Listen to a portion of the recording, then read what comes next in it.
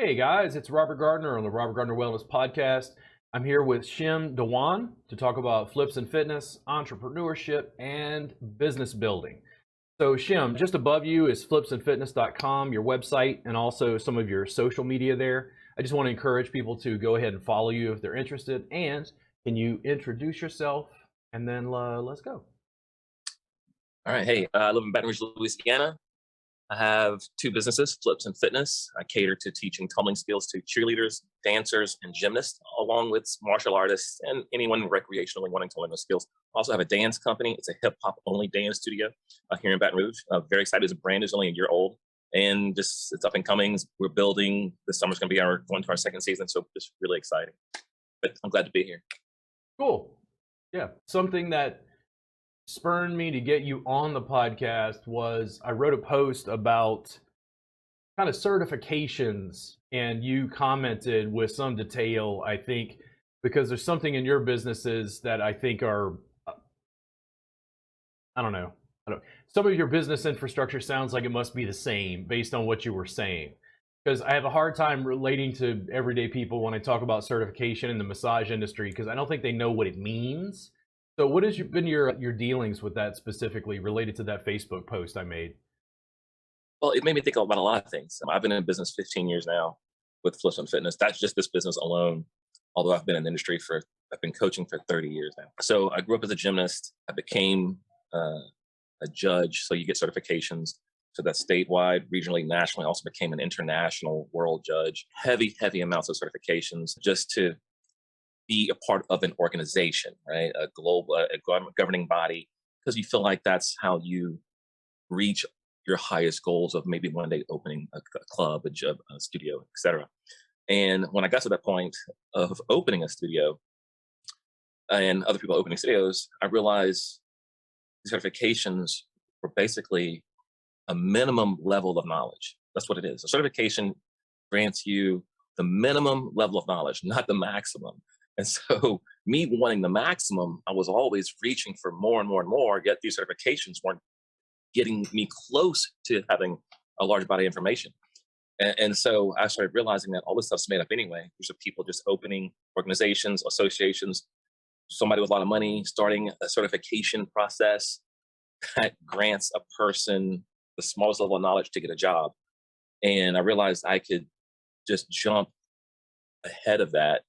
So certifications to me are only as valuable as being put on the wall. So someone that's not talking to me sees I have a minimum level of knowledge. But other than that, I try to push myself far and beyond what some minimal level of knowledge piece of paper shows me. So I really like to talk to people. Yeah. To showcase my level of knowledge beyond some certification.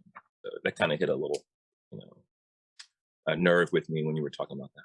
Yeah, the thing that has been the most, I think, disconcerting to me is that strive to be better. And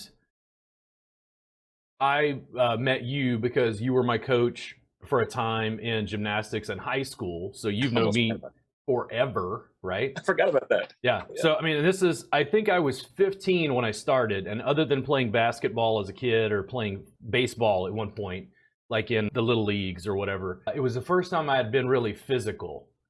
And it was like, to me, as a 15-year-old, it was like brutal on my body because I was not conditioned for that sort of intense physical activity. So I learned a lot about my body, and then that process just continued as I went through college, and then I got into a car accident in 1999. I'd been at LSU for a number of years at that point.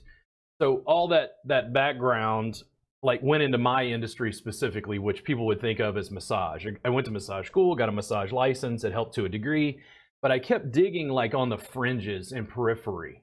And I kept finding new stuff. So essentially what happened for me is Thai massage and yoga became these two core Asian disciplines that I was gleaning information from. And then what happened was that aspiration to make it better, improve it, make it better, make the service better, improve it, help people with their health, work on my own health. Now I'm at a point where if I go into a massage facility, they say, what you're doing is not massage. And if I go to a yoga studio, they say, what you're doing is not yoga. And I'm like, dude, the clients love what I do. They complain that they can't even go anywhere else to get a session, but these industries don't want it because I think they're basing it off that baseline certification. Well, I got a Yoga Alliance certification. I got a license as a massage therapist, and I'm like, 500 hours? 500 hours is nothing. Right. Like, that's not even, Right. Yeah. Well, that's the Walmart version. I mean, if I created an organization, which in the process of doing that with my dance company, you want an easy in for people. You want people to make it affordable and reach as many studios or people available. So it's just a money-making machine on one end of certification. Like I said, it's the lowest level of knowledge to gain this ability to go out and make money, but it in no way brings you to the highest level of that discipline. And then speaking to what you were saying, as far as you're going into, or people are coming to you and saying that this is not massage, I've experienced the same thing. I experienced it actually every single week. I have new clients coming every single week in the flipping industry, and they have coaches. They have personal coaches already. They're on private teams, and they come to me because they've been referred. And and they, granted, someone has done a decent job of getting them to tumble, et cetera, et cetera. But when the parents meet me, I give a full evaluation. Every single client comes here and gets a full physical evaluation. It's also in that evaluation, it's very detailed, even a mental. So I have evaluations that include mental and physical together. It tells me how people think. But anyway, in relation to how they move. And out here, I would say 99%. Let me be a bit more humble about that. I would say 90% of the coaches out here have no educational background in physics or biomechanics. That's my expertise. And I bring that to gymnastics respectfully, or tumbling respectfully. But they're performing skills with terrible technique, unsafe methods, and not functional. And that's what I do. I provide safety and function. And it blows their mind. They're like, this is not what people do. I said, I know. And I show them simple geometry, simple anatomy, simple forces, levers. That's what physics is about. And I explain it to the parents. I explain it to the kids. I have videos. I have slow motion replay. I call it the classroom. I don't even call it a gym. I call it the classroom. I'm having to educate people on their body, how to do things more safely. And it completely goes against what the standards are today. It blows everybody's mind, but it's what's kept me in business. Yeah. I try to explain this to students, because the students, to give a short story, I've got some colleagues who are working with me who are now teaching some of my beginner classes. And one of the students pulled them aside and said, hey, I don't really dig Robert's vibe. Like, you gotta keep this guy away from me. I'm just not digging Robert's vibe. And I go, yeah, like, but it's my curriculum. Right. Like, I tell the students, I'm like, listen, with my stellar personality and my capacity for cursing, I'm a success story. Imagine what you can do as a nice person who's well-spoken and polite. Like, I've been a success. It's worked. Right. But the places, I think, from a packaging standpoint, are like, this is not, like, I hear this, for instance, even in a podcast sense, people are like, Robert, he just doesn't dress professionally. And I go, okay, a massage therapist working at a Massage Envy, doing massage, probably needs to dress a certain way. I'm doing shit that looks like therapeutic Brazilian jiu-jitsu on a mat. I'm not wearing slacks, and I'm not wearing dress shoes. You want to know what my outfit is? That's what I'm wearing. No, my outfit. I'm the only. I take off my little jewelry and watches before I coach, of course, for safety reasons. Yeah. But I love t-shirts. I got on jeans, Vans, tennis shoes, and I have to take off my wallet. But I do not look like your typical coach. Yeah. And I love it. And when I've had parents come in here and they're like, "Are you the coach?" Absolutely. Yeah. And like, what's your background? I hate those questions, but also love them. And so I give them a short list of my accomplishments and accolades. But what's funny is almost every one of my clients is referred, almost every one of them. And they've seen the work. They've seen the work. They've seen the product. But once they see me, because none of my videos I post have me in them, but it blows their mind. And then, of course, once you get the evaluation going, we're doing all the talks and what to expect. Dude, they're just, when I tell you they can't wait to write that check or give me the credit card, it's just how much, because I'm expensive. I'm very expensive. I'm the most expensive person in the city. I just can't, here, let's get started. Yeah. And usually it's so hard to get in.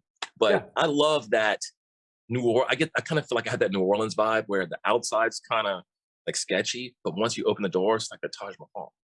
Yeah. You know, I love that where the appearances can be deceiving. Mm-hmm. I think I've tried to explain this to people. I think because I put out information on such a mass scale, and I hate to say this, maybe because I'm well-spoken in my accent. Like, people do this all the time. They're like, you're from Louisiana? I don't hear like a Louisiana accent.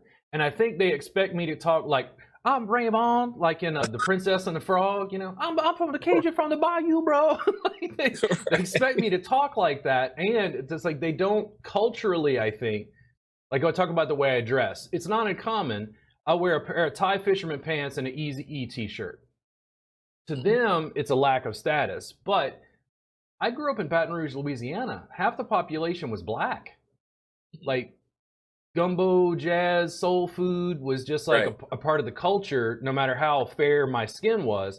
My brothers got tortured in school. They're both gingers. They have red hair. Like, they got teased mercilessly by every black kid. But it's like, you know, it's hard to explain even that, being from the South. When I moved to Pennsylvania for a year, people were like, you move too slow. And I'm like, what? You mean like they're like, you move too slow. And it's like, dude, it's 100 degrees in the middle of the summer where I'm from. Right. Like, you don't move fast or you burst into flames. Like, little things like that influence the way I look at the world and also the way I look at business. I kept looking at it and going, okay, is it working? And as long as it worked, I kept doing it. And what happened was the clients would be completely blown away and go, dude, this shit is amazing. Why is this not everywhere? Right. But when I worked with massage therapists, they'd be like, dude, this shit is amazing, but this is not massage. And then I'd go, great, we don't need licenses in all 50 states then. And they're like, what? And I went, it's not massage. I mean, like, I've never seen a mechanic fix a car in a way that other mechanics said it wasn't being a mechanic. That's the difference, Robert. I think that's the difference in you and I. I think you and I are similar in we're passionate about what we do, but we want to be top notch and very successful in our manner. And we've gotten plenty of accolades from our clients. We're successful. We're a decade in, and the others who did not follow, or who were afraid or didn't know they could stray from the conventional path. It's like, oh, wow, he did that or they did that. That's an uncertain route. It's uncertain. But I know if I do this ABC, well, my chances of being successful here. I just think people's level of comfort. I'm a risk taker. I was a gymnast. So I let go of the bar, grabbed the bar, fell, hit my head, got back up and kept walking and wanted to do it better the next time. You know, so I just think some people just timid. They just want to have a job. They don't want to step away from the status quo at a risk of not being successful. And that's a real concern. But I did it. Here I am. You know. Yeah, I just naturally, everybody so from school into jobs I had, it was the general vibe in regards to me was like, that guy's a troublemaker. And looking back, I'm like, no, you're an independent thinker and an entrepreneur. But there was no school for entrepreneurship. Your schooling, including LSU, was not designed for entrepreneurship. They weren't trying to get you to think differently. You just somehow escaped. Like, reinterpreting what people think of as massage is essentially my bread and butter. But I went so far as to say, okay, don't worry about whether it's massage. Like, what are we trying to do here? And I was like, fundamentally, I'm trying to help with pain management and a mobility issue. If I can solve a pain management and mobility issue in a unique way that's to me, then I can teach that, share that, scale that. That's what I've been doing. And my entire industry is like, but wait, but we only do it this way. And I go, yeah, my clients are completely closed. I'm running 4 cameras. I can stream to you in 15 minutes from my studio. And they're like, what? But we can't learn online. And I'm like, I'm running 4 camera angles with anatomy on screen. I can answer your phone calls live. And they're like, but no, we can't learn online. And I'm like, oh, right.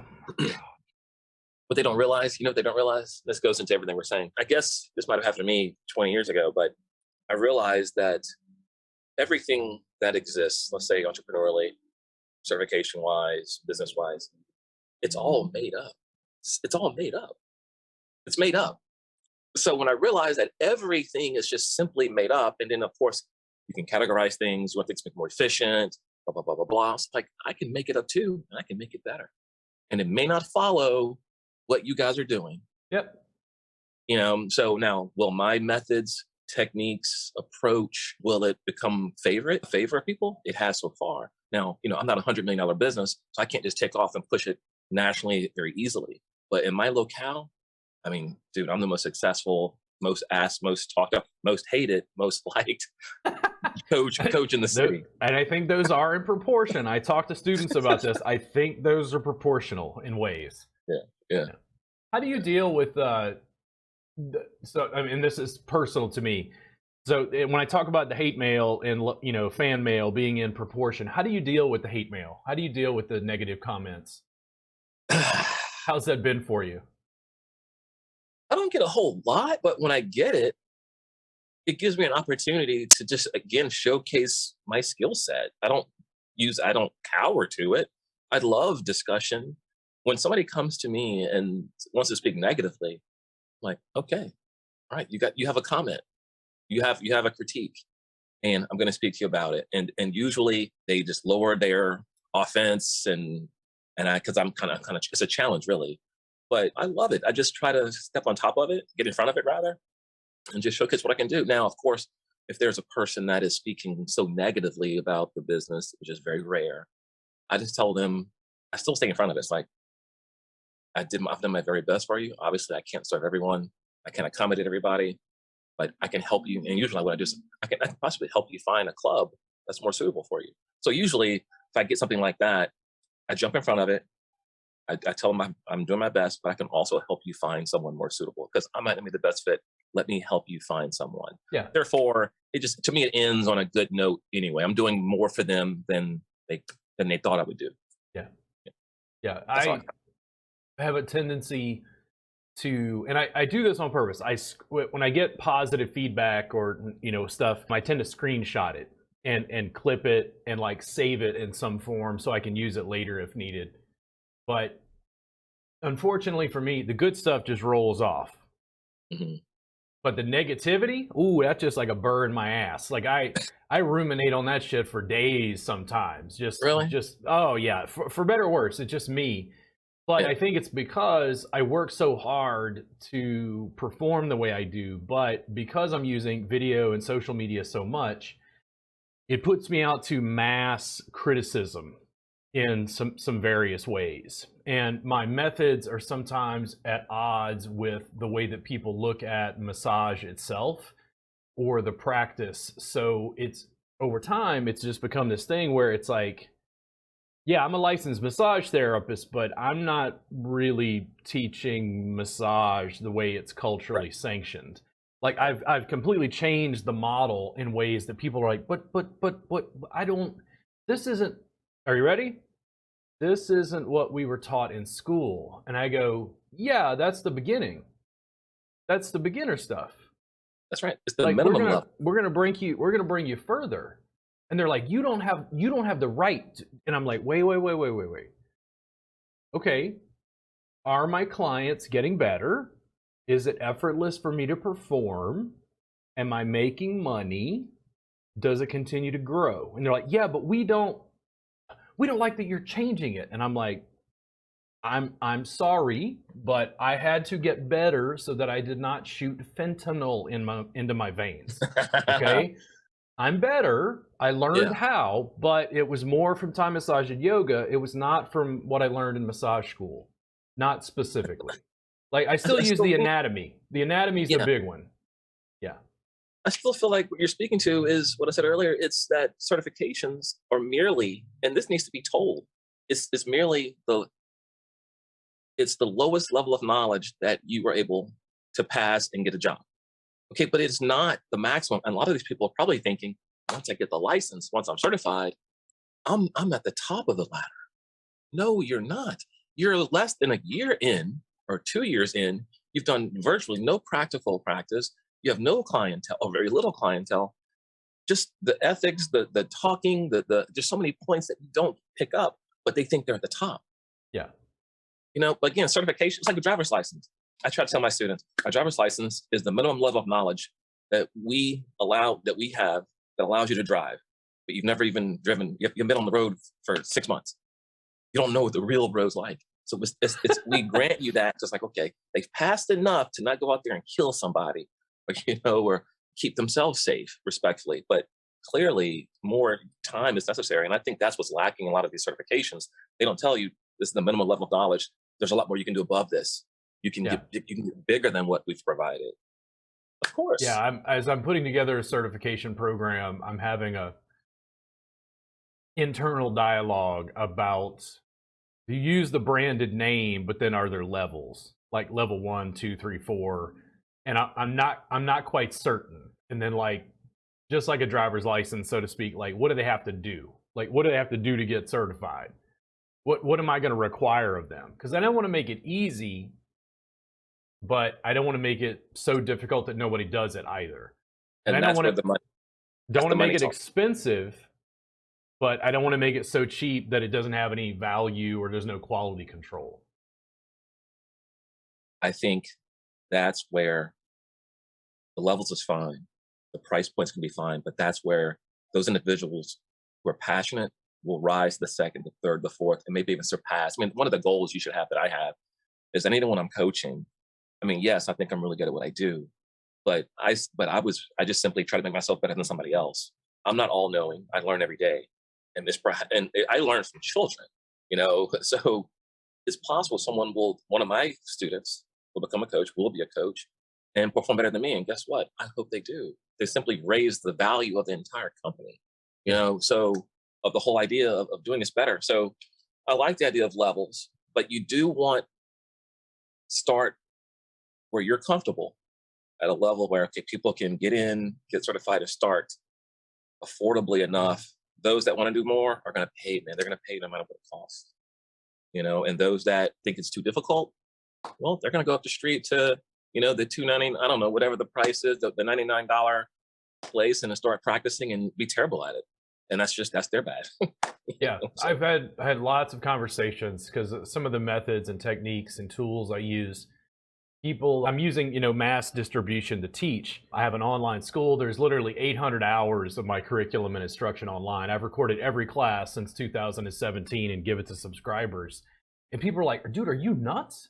Like, dude, people are going to steal your stuff. And I go, yeah, I've been trying to give it away on YouTube for like 10 years. Like, steal? Like, dude, we can talk about facade or background and plants and what stuff should look like and a paint job on the car, but who's going to replace my engine?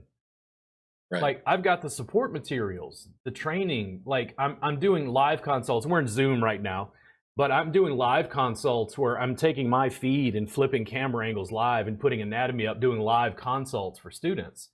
Like, there's no geographic borders. Right. Like, my attention to detail and my fastidiousness is what's going to propel the business forward. It's almost like I'm daring people to try to replicate what I'm doing, because when, like, a massage facility owner, I want you to understand this, right now in my industry, a massage facility owner can look at what I'm doing and go, no, there's no way. We're not even going to allow what you're teaching at our facility. And I go, why? They're like, it's not massage. This isn't what we do here. They don't say it's not effective. They don't say it's not good for the students' bodies, the therapist bodies. They're just like, this service is not massage. And I'm like, great, then we don't need licenses in 50 states. And they're like, oh, wait, what? And I go, dude, I don't understand how I could create a service that there's not a market for. Right. Like, how does your industry not recognize it as being for them? It would be like, not that I have as much background in this as you do. So it's like, has breakdancing and hip hop influenced gymnastics? Yes. Exactly. But did I see that even as in a high schooler? It was like, yeah, but it was just starting. It was like that process of hip hop, like pervading the larger culture and how people use their bodies. The thing is, they're trying to, I don't know, it's kind of like saying, okay, this is salsa dance and this is tango, and then, you know, this is country line dancing, and never shall they meet. It's like people who are in dance are like, no, they study all kinds of dance. They're studying ballet and other disciplines, and they're merging things. But for some reason in the massage industry, they're very like regimented, like these are separate things. That's, and not to speak poorly about those that think that way, but they themselves sort of forget or don't know that where they are is an evolution. It's the next iteration. There are iterations of all of this. There was, I don't know massage from its origins, but I'm sure it's changed hundreds of times. New things pop up. Some things are deleted. Things change, evolve. And so here's this iteration of it in the standard industry, and then you're evolving it, and it's just no. Yeah, guess what? It's gonna evolve. Their own industry is going to evolve before their eyes. But they're going to accept that for some reason, perhaps. I don't know. So there's a certain level of social norm that the new thing becomes accepted, and then it's okay. But I don't know what the process is of having that social acceptance. Like, I get a sense, like we have discussions internally. So the work I'm teaching is weird, and I'm also delivering information via video, you know, online in a massive scale that's kind of new. I don't hear I can't learn online from young massage therapists.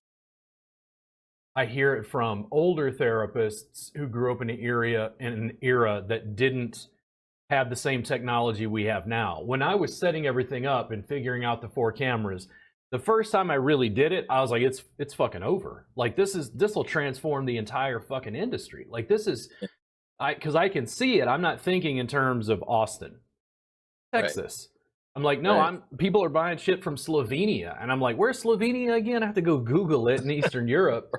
And that's the thing. It's like, I'm not replacing in-person classes. I'm just trying to give students a supplement to be able to change the social norm and say, listen, instead of working on a table, why don't we work on a mat? That is such a fundamental shift to how people think about what I am doing, that they don't even recognize it as part of their industry. Yeah.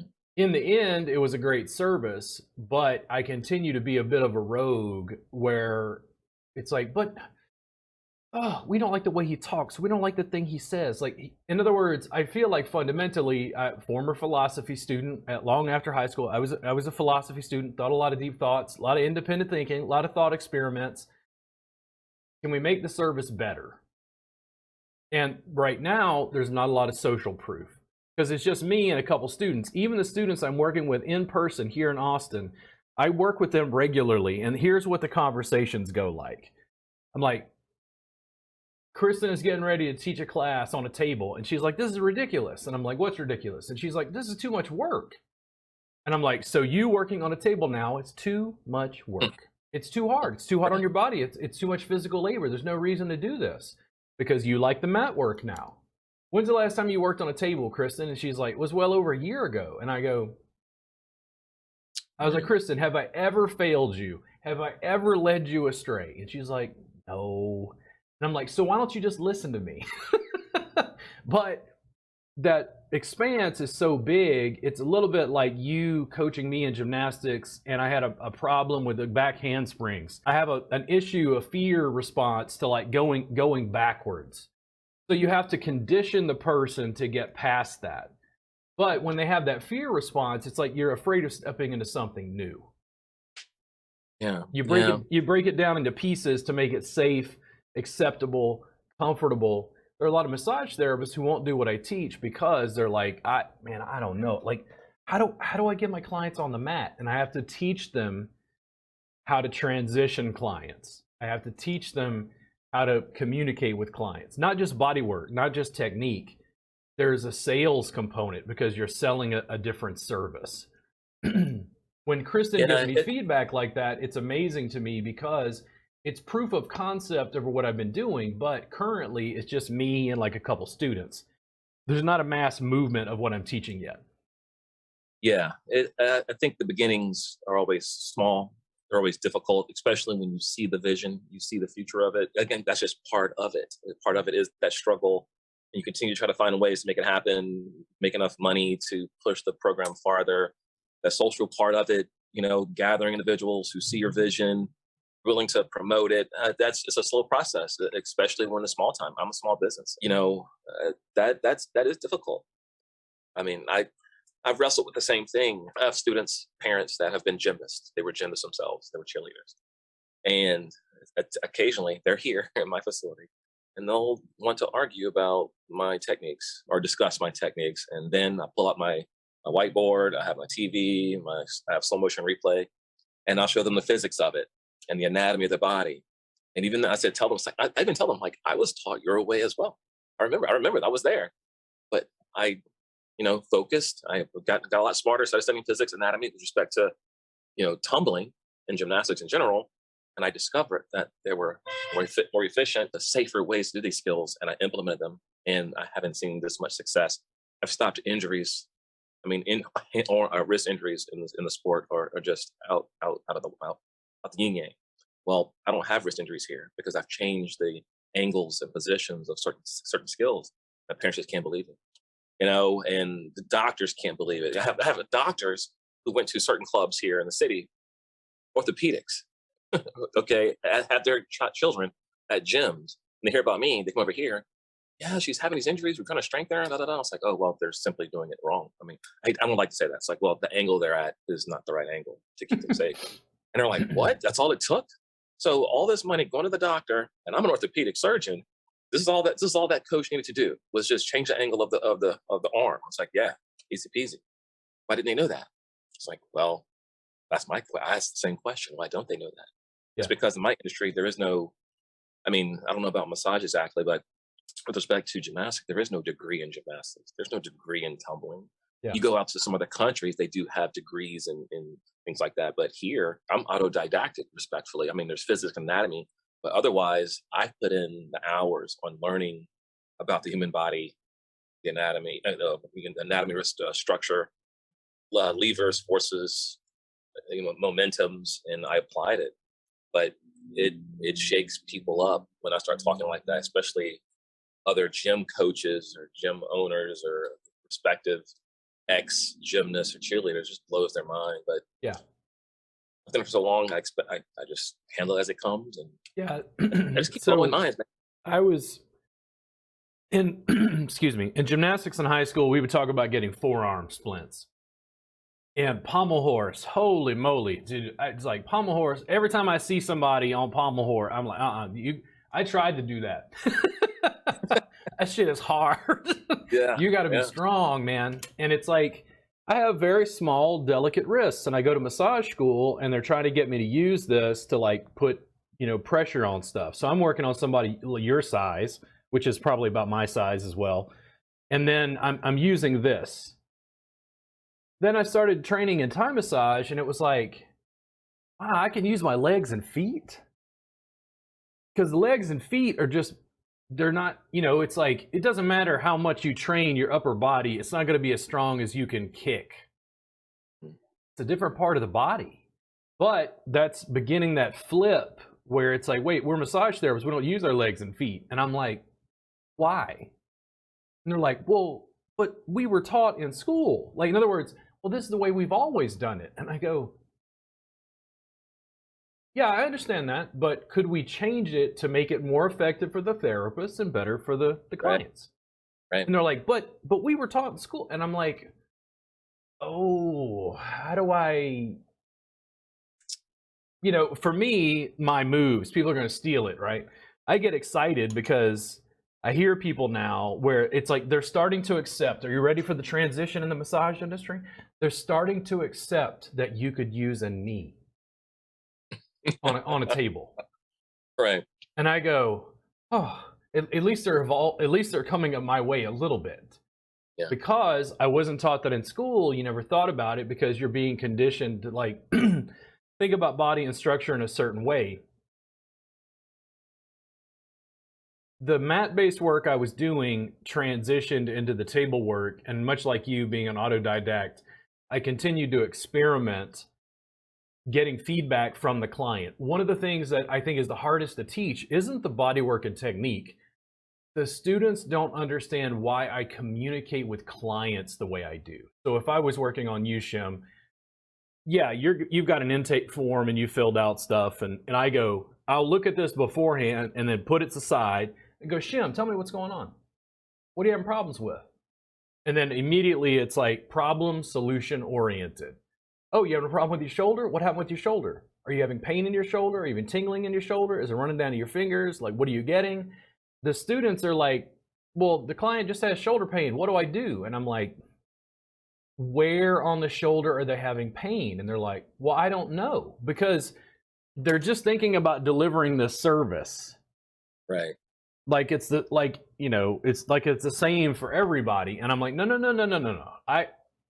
When I connect deeply with Shim as a client and I help you with that shoulder pain because I communicate with you, you don't feel like I didn't do my job because I didn't do the massage. You feel like, whoa, this dude is my massage. Like this guy he performed above and beyond. And that's how I made my living. But you can understand why in a digital format, trying to deliver that education, they're like, dude, this guy is like, he's like breaking the rules. And I go, yes, but we have great clinical outcomes. Yeah, I understand. Listen, everything you're speaking to, gosh, I mean, we're really mirroring each other. I think a lot of businesses, entrepreneurs like ourselves that are pushing the envelope, trying to pioneer new methods. It's a mirror image. I have the same thing I talk about every day.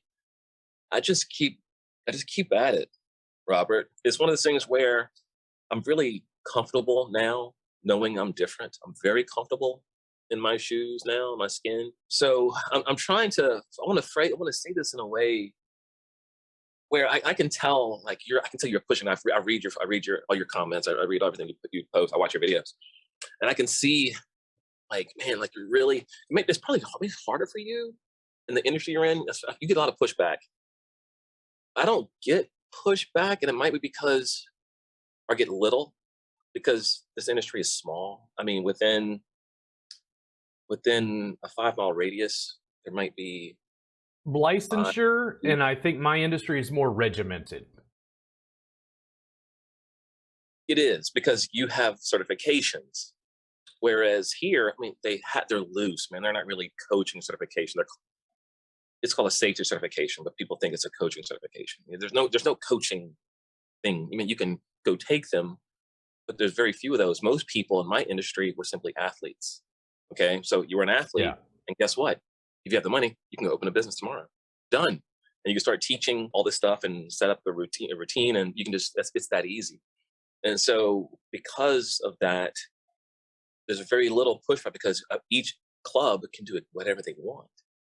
And so can I. But because here's the difference, I'm a non-competitive facility. Okay, I set it up like it on purpose. Most gyms, I would say all of them, have competitive platforms. I do not. I did it on purpose. Okay, so I created a facility where I would teach everybody. So if you had an issue, if you were a gymnast or a dancer and you wanted to learn how to tumble, here's the place. I did it on purpose so I could gather the confidence of the entire community. So they could come here and train without feeling out of place. Like, we're at that place. No, this is a neutral ground.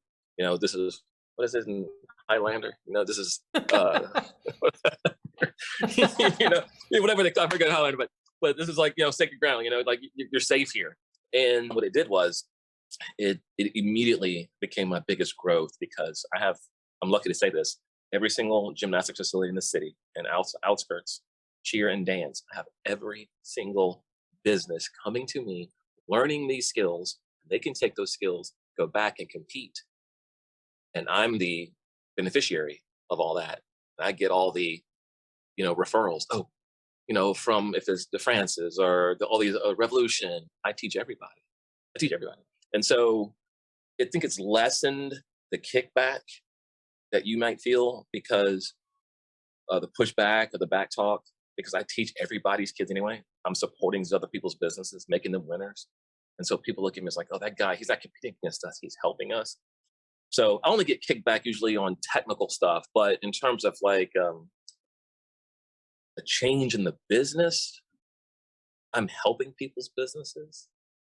So I may not get as many of the flags you get, respectfully. There is a big divide, and it's coming into more contrast as the business grows. We've struggled with this because I'm still teaching techniques on a table because the majority of my industry is table-based. I understand that. I accept that. I'm more comfortable being on a table, working on a table, teaching on a table. I continue to do it again and again and again and again. The transition is facilities don't allow mat work. They're like, once you get to the mat, they're like, they know, I think internally, this changes things in ways we're uncomfortable with. Not because it's ineffective, it's just new. Like we don't even have the architecture for this. Like we don't have mats. Now we got to take down a table, and where do we put the table? It's like right. There's almost not a geographic, but there's an architecture issue. So I teach on a table, and I teach effective techniques, and I'll give you a quick example. There was a facility here in town. They called me, hired me, and I was like, okay, I got intro tie, I got table tie, and they're like, nope. In other words, they want to change my curriculum to fit what they want. And I go, okay, what do you want? And they're like, table base, 6 hours. I'm like, all right, how much? Okay, cool. I'll come in, I'll teach. I come in, I'm setting up tripods, setting up cameras, and they're like, wait, what are you doing? And I'm like, oh, I film all my classes. And they're like, wait, but no. And I'm like, no, that's cool. And I just keep setting it up. Yeah, because in massage, everybody's naked. I haven't had a client take off clothes probably in over 8 years. They're like, dude, this shit is crazy. So I get the camera set up. I start teaching. All the students are just freaking out. They're like, dude, this shit is amazing. Oh my God, this is revolutionary. Right. Afterwards, the guy pulled me aside. This is weeks later, and he's like, we have a problem. The boss doesn't like it. And I'm like, okay, hold on. Now, I put out a lot of video to warn you who you're getting involved with. Okay? I don't go to a Rage Against the Machine concert and expect Enya. Right. I don't go see Tool and expect James Taylor. Right. Okay, I put out video as much for education as a warning. Like, this guy don't. Right. So I said, is the work amazingly effective for the clients? Absolutely. Is it easier on your body? Absolutely. Has your rebook rate gone up? Are you making more money for the company and the owner? He's like, absolutely. And I'm like, listen, the problem is your boss wants something that's ineffective. He can hire somebody else to teach that. Right. And I went right back home, and it's like, that's the divide. They're like, this guy's not conforming to this, industry. And I'm like, guys, despite my attitude, it's been successful. The clients love it. My business is growing.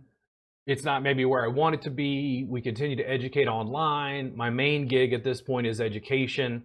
But what's interesting is, like, just in Austin, I get more students from other cities and coming from other states than I do from the city I live in. Wow. And it's because there's this algorithm issue? No, I think it's competition. I think fundamentally, I was told the word on the street is there was a local school telling students not to listen to me. Don't listen to that guy, Robert Gardner, because it's starting to fuck with core curriculum. Because they're like, well, I've seen Robert Gardner do it this way, and they're trying to use that, and they're like, no, stop that. That's dangerous. I have the same issue here. Okay, same exact issue. Because I have clients. I don't have a competition platform, so all the competitors come to me. So, but they're also being coached. Here's the funny part, right? So they have coaches. I have clients. All my clients have coaches, but yet they come to me. It's kind of funny. Okay. That's like somebody have a massage therapist, but they're still coming to you. Yeah. Right. And all of a sudden, it's like, well, what Robert's teaching and what my this is different. So who's doing it right? Who's more effective? Right. And so a conversation has to start. I have the same problem here with like back tucks. Some people want to do back tucks a certain way. I teach efficiency. I teach the physics of it. It's about efficiency. Yes, it can be done another way. It can be done another way, and that physics works, but at what cost for safety and function? At what cost? And so I have a lot of coaches at other clubs that speak poorly, like, don't listen to that guy, Shim. Don't listen to him. He doesn't know what he's doing. Right. I even have text messages coming from other parents who still come to me and say, look what her coach said about your technique. And yet those clients are still coming to me because I can substantiate every single claim I make, every single one. And I tell them, it's like, well, if you want to listen to your coach, can you talk to them? Just ask them, why can't we do it this way? If you can't speak to your professional provider, then there's a problem. You can ask me absolutely anything. So I take that opportunity when there is that type of back talk or negative talk towards me. It's an opportunity to showcase my talents. In fact, here's something I've been talking about: podcasting. I want to make a huge difference. I've been writing for 25 years. I have probably like over 800 pages of information I can edit. I want to edit it and put it into a book. I haven't done it yet. I want to. Even if I do, I'm scared to put it out because it becomes a whistleblower book. It'll kind of expose everybody. It'll expose the industry completely as to what's happening. But I almost went off on a tangent on that because the book thing is huge in my mind. Trying to find other platforms to show off my stuff too. But I guess what I'm trying to get back to the point. You have to edit this part. I lost my point. Oh, I don't. So they're like, you edit this after the fact, right? And I'm like, no.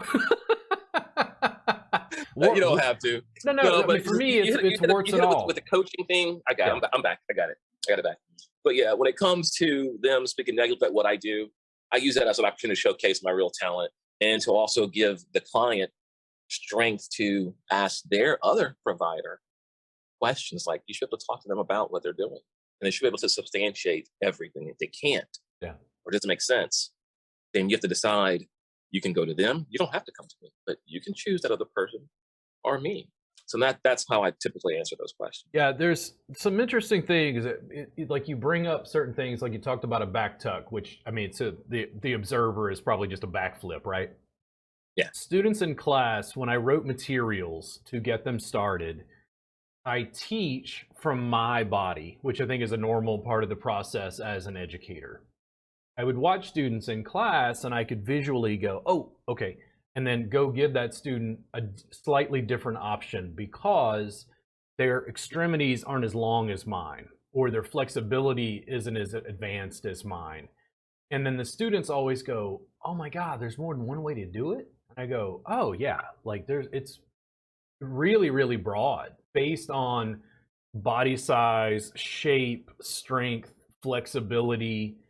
And I take it very seriously to get the student to a point where they're going to work on someone as effortlessly as possible, with the least amount of effort for the maximum amount of benefit. Right. I had a student who said, from one of the teachers who's working with me now, this guy said he didn't like the leg sequence because he's like, I didn't like the way Robert winged it. And I was like, winged it? I was like, dude, I don't dig up John Coltrane and give him a saxophone and go, wing it, John. I'm like, dude, this is improvisation. I'm improvising based on the students' questions and like giving them information to adapt it, into their practice. But there's even this discussion about sequences comes up all the time. They want a protocol, a 10-step protocol. Yeah. And I go, ooh, okay, I can do it. I can do it. Like, we can, okay, sort of, for like shoulders. Okay, sort of. I can break it down into 10 main muscles and 10 main things you check. But in the end, it's like, it's much more fluid than that because the session itself is improvised based on the client's needs. That's also speaking to real life application, right? So it's kind of like school. We went to school, primary school. We learn math. We learn addition, subtraction, multiplication, division, then you go to trig, then you go to calculus, and maybe even other types of math related to physics, engineering, whatever, right? Okay. So the thing is, you have to learn to apply, because we take our mathematics learning, but we have to apply it to real world random happenings. And if you have that fundamental knowledge, like, well, wait a minute, that's not the same measurement I did in class. That's not the same math problem. This is a different problem. Well, right. All that learning you did, you're supposed to apply it to random happenings. But I think what you're speaking to is like, people want that easy peasy in a box methodology or method protocol, and they don't want to go outside of that because they don't know they can't apply it to other things. It's the application. I remember when I was in college, one of my kinesiology professors, I learned very quickly how to apply information, because in the first half of the semester, everyone was failing. I mean, we were all like failing, C's, D's. We're like, what's going on? It's like, guys, yes, here's the textbook information. Here's all this stuff I'm giving you. But his questions, they weren't questions we saw in the book. He's like, here's an event. Here's a person going through this. How do you get to handle the problem? And you had to put everything in the mush. Okay, this goes here. Let's switch this here. Let's switch this here. Oh, now this is how we can apply all the information. We can apply it to this person's goings on. But I think most people just want the exact match. They want, if in teaching, if it's ABC over here, in real life, I can only do ABC. I can't go BCA. Like, yes, you can. You might have to go, instead of going from A, you might have to start at C and go back to A. It might be different, but I think most people just want just that simple, easy peasy protocol. They don't want to think. One of the things that's happened, you talked about certifications and then the branding process. As I move away from Thai massage specifically, the traditional Thai massage community came up and was like, this isn't Thai. And I'm like, I'm a white guy from South Louisiana. I don't make fucking, God damn it. When you make me gumbo, I'm going to criticize it. Because I'm not going to think it's as good as what I can get back home. Like, I'm not trying to make Thai food or Thai massage. Like, I'm trying to pay homage to the discipline that I was taught. But it's like, were we practicing gymnastics in the Greek ideal? No, no. Of course not. We weren't naked. Like, we weren't naked. Oh, exactly. Gymnastics means naked. It means naked sport. So we must have changed when we put clothes on. I don't think that would have gone across well in a public school in Baton Rouge, Louisiana. But hey, listen, there's an argument there. We're not doing gymnastics. Yeah. We're clothed. This is the clothed sport. The more I tried to adapt and change it and evolve and grow, it was like we hit trademark in like rebranding and various issues.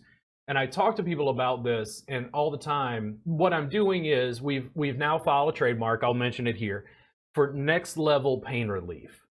Next Level Pain Relief is the chosen name. We have no idea whether we'll get the registered mark. Right now it's a little TM. I don't even have like logos for it yet or anything that I'm putting out in mass scale. But they're like, here's what happens. So other people are going, I don't get it. Next Level Pain Relief doesn't tell them what you do. And I go, nor does Reebok, Nike, or Adidas. And they're like, but it doesn't tell people. I'm like, listen, what a rebrand does, in my experience, is when I say Next Level Pain Relief, okay, they know it has something to do with pain relief. What is that? And I go, oh my God, beginner's mind. We just wiped the slate clean from yoga. We just wiped the slate clean from Thai massage. It said, I'm going to give you a new box. The people who choose this box, I'm a Nike fan. This is me. Mm-hmm. I don't know why. There's just something about Nike. Maybe it was because I grew up in the 80s and 90s and like Jordan was at his peak and it was like Nikes were the swoosh, Nikes were the thing. Yeah. It's not that I won't wear Reebok or Adidas, but I've chosen a brand. When you give them a new box, they have different parameters for like what that is. They create a new brand that's like distinct that they get to choose. And that process of beginner's mind was the thing that so far has been the most amazing to me to see in how it actually works with the students. Like I had a class recently and it was hilarious to me because I'm like, I talk about this stuff in class and I'm probably discussing issues in business that are beyond where the students are just trying to get clients. And I talk to them about brand. And I said, who here doesn't like brand? Because I hear this all the time in my classes. And this guy raised his hand. He's like, I don't like brand. I'm like, why don't you like brand? He's like, because I'm an independent thinker and I don't choose brands. And here's the deal. I didn't say anything because I wasn't going to call him out. I looked down at his pants. They're a brand.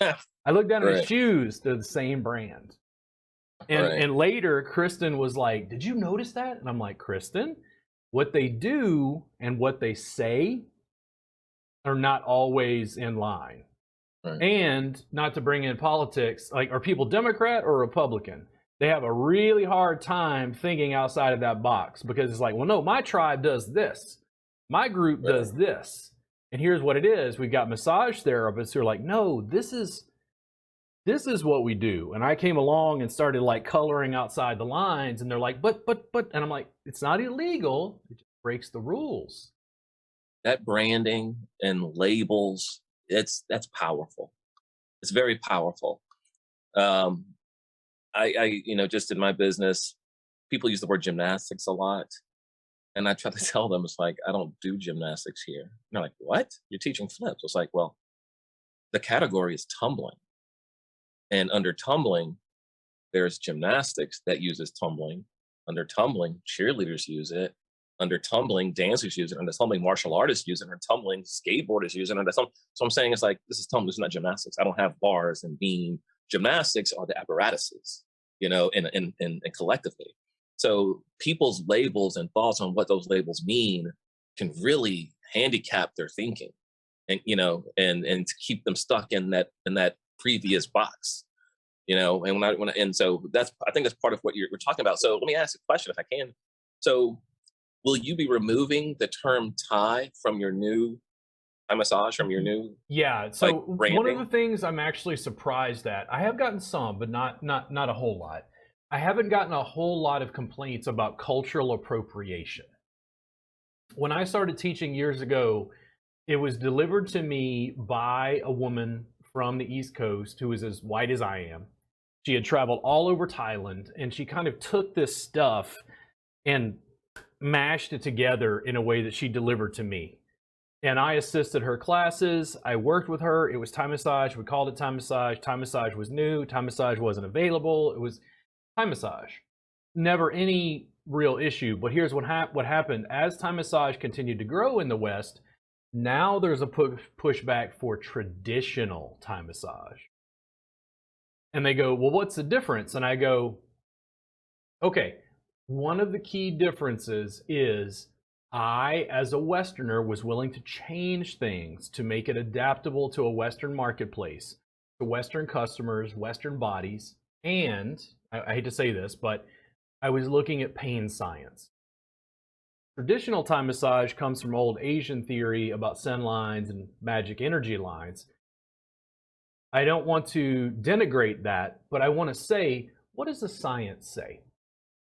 Right. Because primarily I'm trying to solve a mobility and a pain management problem, and Thai massage is a large portion of this answer. In the same way, to me, that Bruce Lee was trained in Wing Chun and then developed Jeet Kune Do. Right, correct. He studied the footwork from like fencing, like was a tango dancer, I think, at one point. He was blending and was sort of that amalgam of like, how do you take an Asian discipline and Westernize it and teach Western students? The challenge was I was trying to lift Thai massage up and bring it notoriety and attention, and that worked, but there was this pushback where it's like, but you're changing it. And what I can do is there's a master in Thailand named Pichet.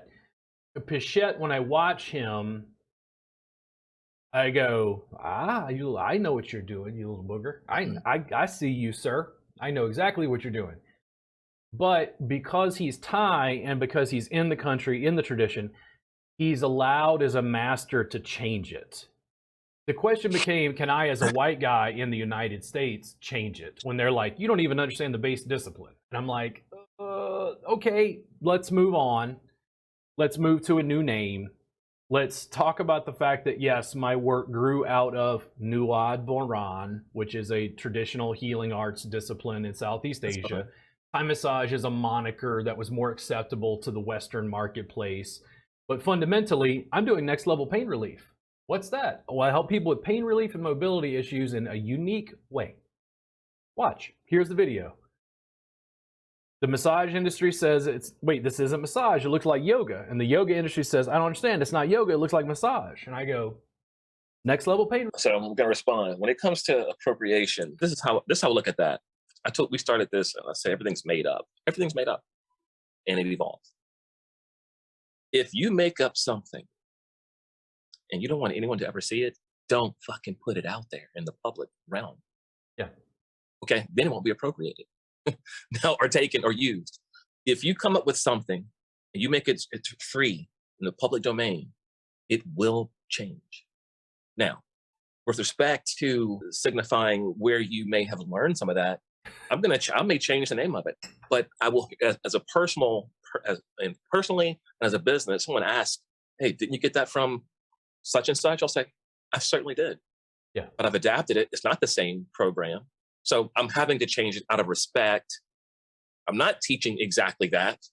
I'm adding in the science to it that wasn't a part of it. But yes, I did learn it from there, but now it's something evolved.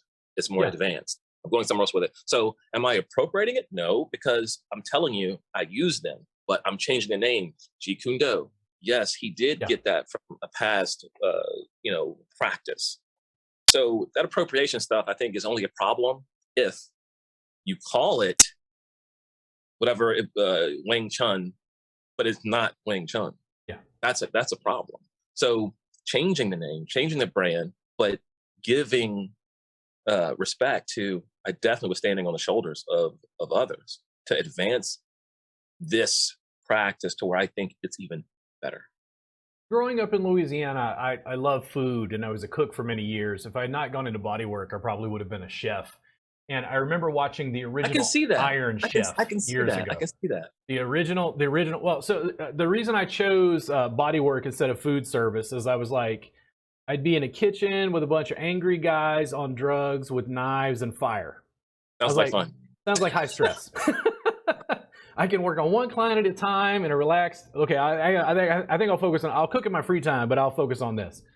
Yeah. When I watched the Iron Chef, Hiroyuki Sakai is the one that he was Iron Chef French. It blew me away because you got this Japanese guy who studied his cooking technique in France, and then he was using French techniques on Japanese ingredients, and I was like, oh my god, dude, what the? And then Chin Kenichi, Iron Chef Chinese, and then on and on and on. And it was like growing up in Louisiana, this is the thing I was saying about black and white. Like Baton Rouge was about 50-50 black to white.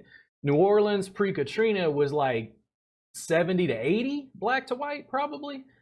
And the thing is, it was like I would sit and have these conversations with myself, thinking about Bruce Lee, thinking about cultural appropriation, thinking about culture. And I'd go, dude, it's jazz. Is jazz white? Is it black? Is it Caribbean? Is it native? And it's like, well, it's uniquely American, but it's because these cultures and these instruments and these rhythms collided through Congo Square, where slaves were able to play their native tribal rhythms and were like syncing up in different ways with different instruments that they hadn't had access to before. It gave birth to jazz. The reason part of the cuisine in New Orleans is so amazing is because of all that cultural influx of items, cuisine, culture, background. Gumbo, it's like starts with a roux, that's French. But it's like okra. There are not a lot of people in France eating a ton of okra, is my guess. Right. Okra came, to my knowledge, from the old world, from Africa or parts of Asia to the New World. So the deal is, I kept looking at those things, and it was like, I think, this is me thinking about it culturally. For me as a kid in Louisiana, I didn't have any problem borrowing from other cultures because I felt like my culture was such a mix already.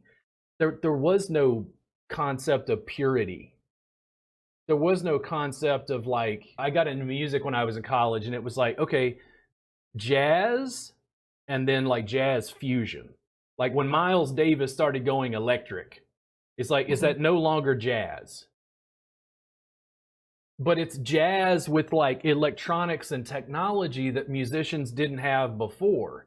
And then you get to like rave and house music and turntables and then synthesizers and computers and go, they have new tools now. Who am I to say that it doesn't adapt, evolve, change? And as a kid from Louisiana, it was like, I think also it was just normal to me to pick and choose different things and throw it into the pot in a different way. I think change is what this is all about, and people's ability to handle it. You know, you have these purists that want to control something that perhaps their culture created, or evolved to some more visible, spectacular form, right? It's more mainstream all of a sudden, and maybe a few people had something to do with it. And then somebody else sees it and wants to adopt it, adapt it, evolve it. But the predecessors are like, oh no, what you're doing, no, we control this. And that's a problem of people just wanting to retain relevancy. It's like, yeah, you did create this, or you did have a main piece of evolving it.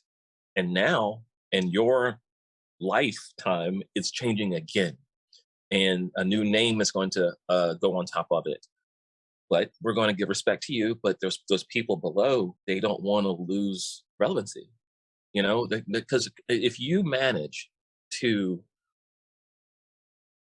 evolve Thai massage in general, Thai massage, it's a huge blow to a magnificent industry. And it's gonna, I mean, I don't have that issue personally. I think you and your business is based on the capacity to change. 100%. I don't work every time I teach a handstand. That's mechanically finished. Like, we're human bodies, our fingers and the leverage is done. Positions are finished. Within respect to distance, with respect to an industry, gymnastics requires this shape. Well, the physics is finished with that. But I think about all the time, how can I make it even better? Yep. How can I add things like I create actual devices that I place. I make them myself in shoes, on the hands. I add weights or add things to the fingers to make because the joints can be weak. I'll let me try doing this. Let me change the system. The body's finished, but can I add something to it that creates more leverage? That gives more strength? Because there are no rules. So it's like I can change what people have been doing, because the standard quo as it is it doesn't say you can't.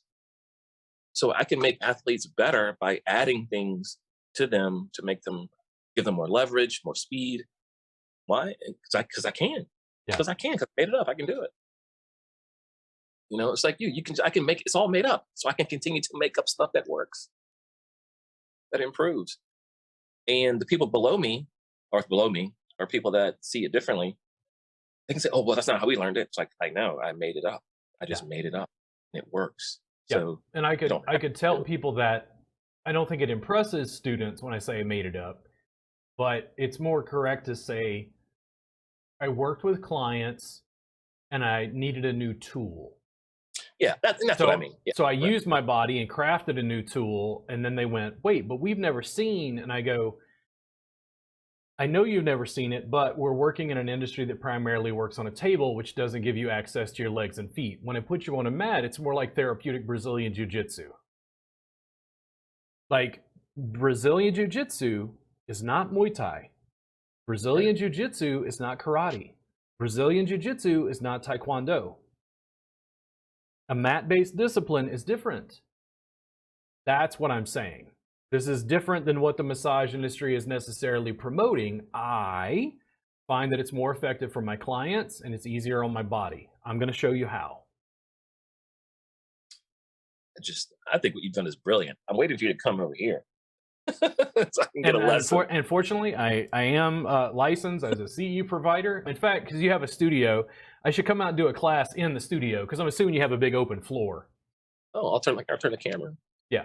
I've got a big open floor right here. Oh, it's perfect. And then, oh, wait. And then I've got a big open floor right there. So, I mean, you got space, and Yeah. can't have TVs and cameras on both sides. You could literally, you could be giving lessons personal space, Yeah. and this video feed to the other spot, and people could be following you through, you know. How are you doing your video feed? I just have two 55-inch TV, and I have two tripods. That's all I have right now. The dance studio, we're doing three in that space with the TV. But right now, I have one in each room.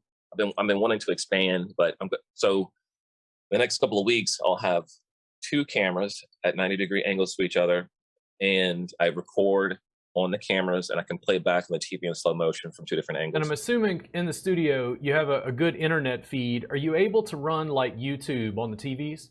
Yes, absolutely. Okay, so let's do this. And we'll talk about this even when the podcast is finished up here. Let me talk to you about doing a free class to some of your students and staff, just setting it up sometime, because from my studio, I can run the 4 cameras onto your TV screen so they can just follow along live. It would be an easy way to like just connect with your audience if you're interested in that. Also, it's really exciting to me because I'm so heavy into video production, and I don't see a lot of people, at least in my industry, doing education that way. For instance, even though I'm teaching for 4 camera angles, how many massage schools in the United States contact me and tell me to want me to teach their students live? Right. Exactly. They're like, no, this is throwing a monkey. God damn it. This guy's saying he's wearing he's wearing an Eazy-E t-shirt, and he's saying things we don't like. Right. Man, I say, dude, I mean, you just got to keep doing it. Now, I will say this. You were speaking earlier about the look, the clothing. And my first 5 years, 6 years, I dressed the same way. Never changed it. But I did have some clients mention, they were business types, and entrepreneurs themselves and big businesses. And you should have a uniform. They said, you should have a uniform. You should have a collar, wear the the sweatpants or the athletic uniform. And to be honest, that just felt to me just sort of pretentious. It was like, I have to look like I am, even though I might not have it in my head. Yeah. I have to look like I know what I'm doing, but I know what I'm doing, and I still I'm not saying I battle that anymore. I don't care much about it, but not that the idea doesn't pop up. It's like, if I look the part and I know the part, that isn't that 100%, but I'm just not comfortable in those clothes. So exactly. And here was the deal. Not comfortable in those clothes. Mat-based discipline, what I'm doing is closer to gymnastics. I mean, I'm wearing Thai fisherman pants. They're cotton, they move, they're easy, they're inexpensive. And then I wear a t-shirt for something I like. To me, the status or prestige comes out of, I can dress however I want. I've never once watched Snoop Dogg smoke a joint and be like, I wish Snoop Dogg would dress more professionally. Right. It's like a Snoop. He can dress however the fuck he wants. Exactly. But in my industry, there's still a challenge because they want to be seen as medical. They want to be seen as professional in a very kind of sterile and dry way that I'm like, no, that's not what I'm trying to get them to do. I'm trying to get you to be a goddamn rock star. I have an easier time hanging out with Snoop than I do most massage therapists. That makes me think of something. So is massage something that doctors will prescribe, and does insurance pay for that? In most states in the United States currently, generally speaking, some exceptions, no. Oh, well, then that's not a problem. They want to be more aligned with insurance, and they think that being aligned with the medical industry will give them more esteem and prestige. Now, if I talk to a doctor, how many doctors were avoiding insurance and running as fast as they could towards almost like a subscription model with their clients? Because they had more time with the clients or their patients.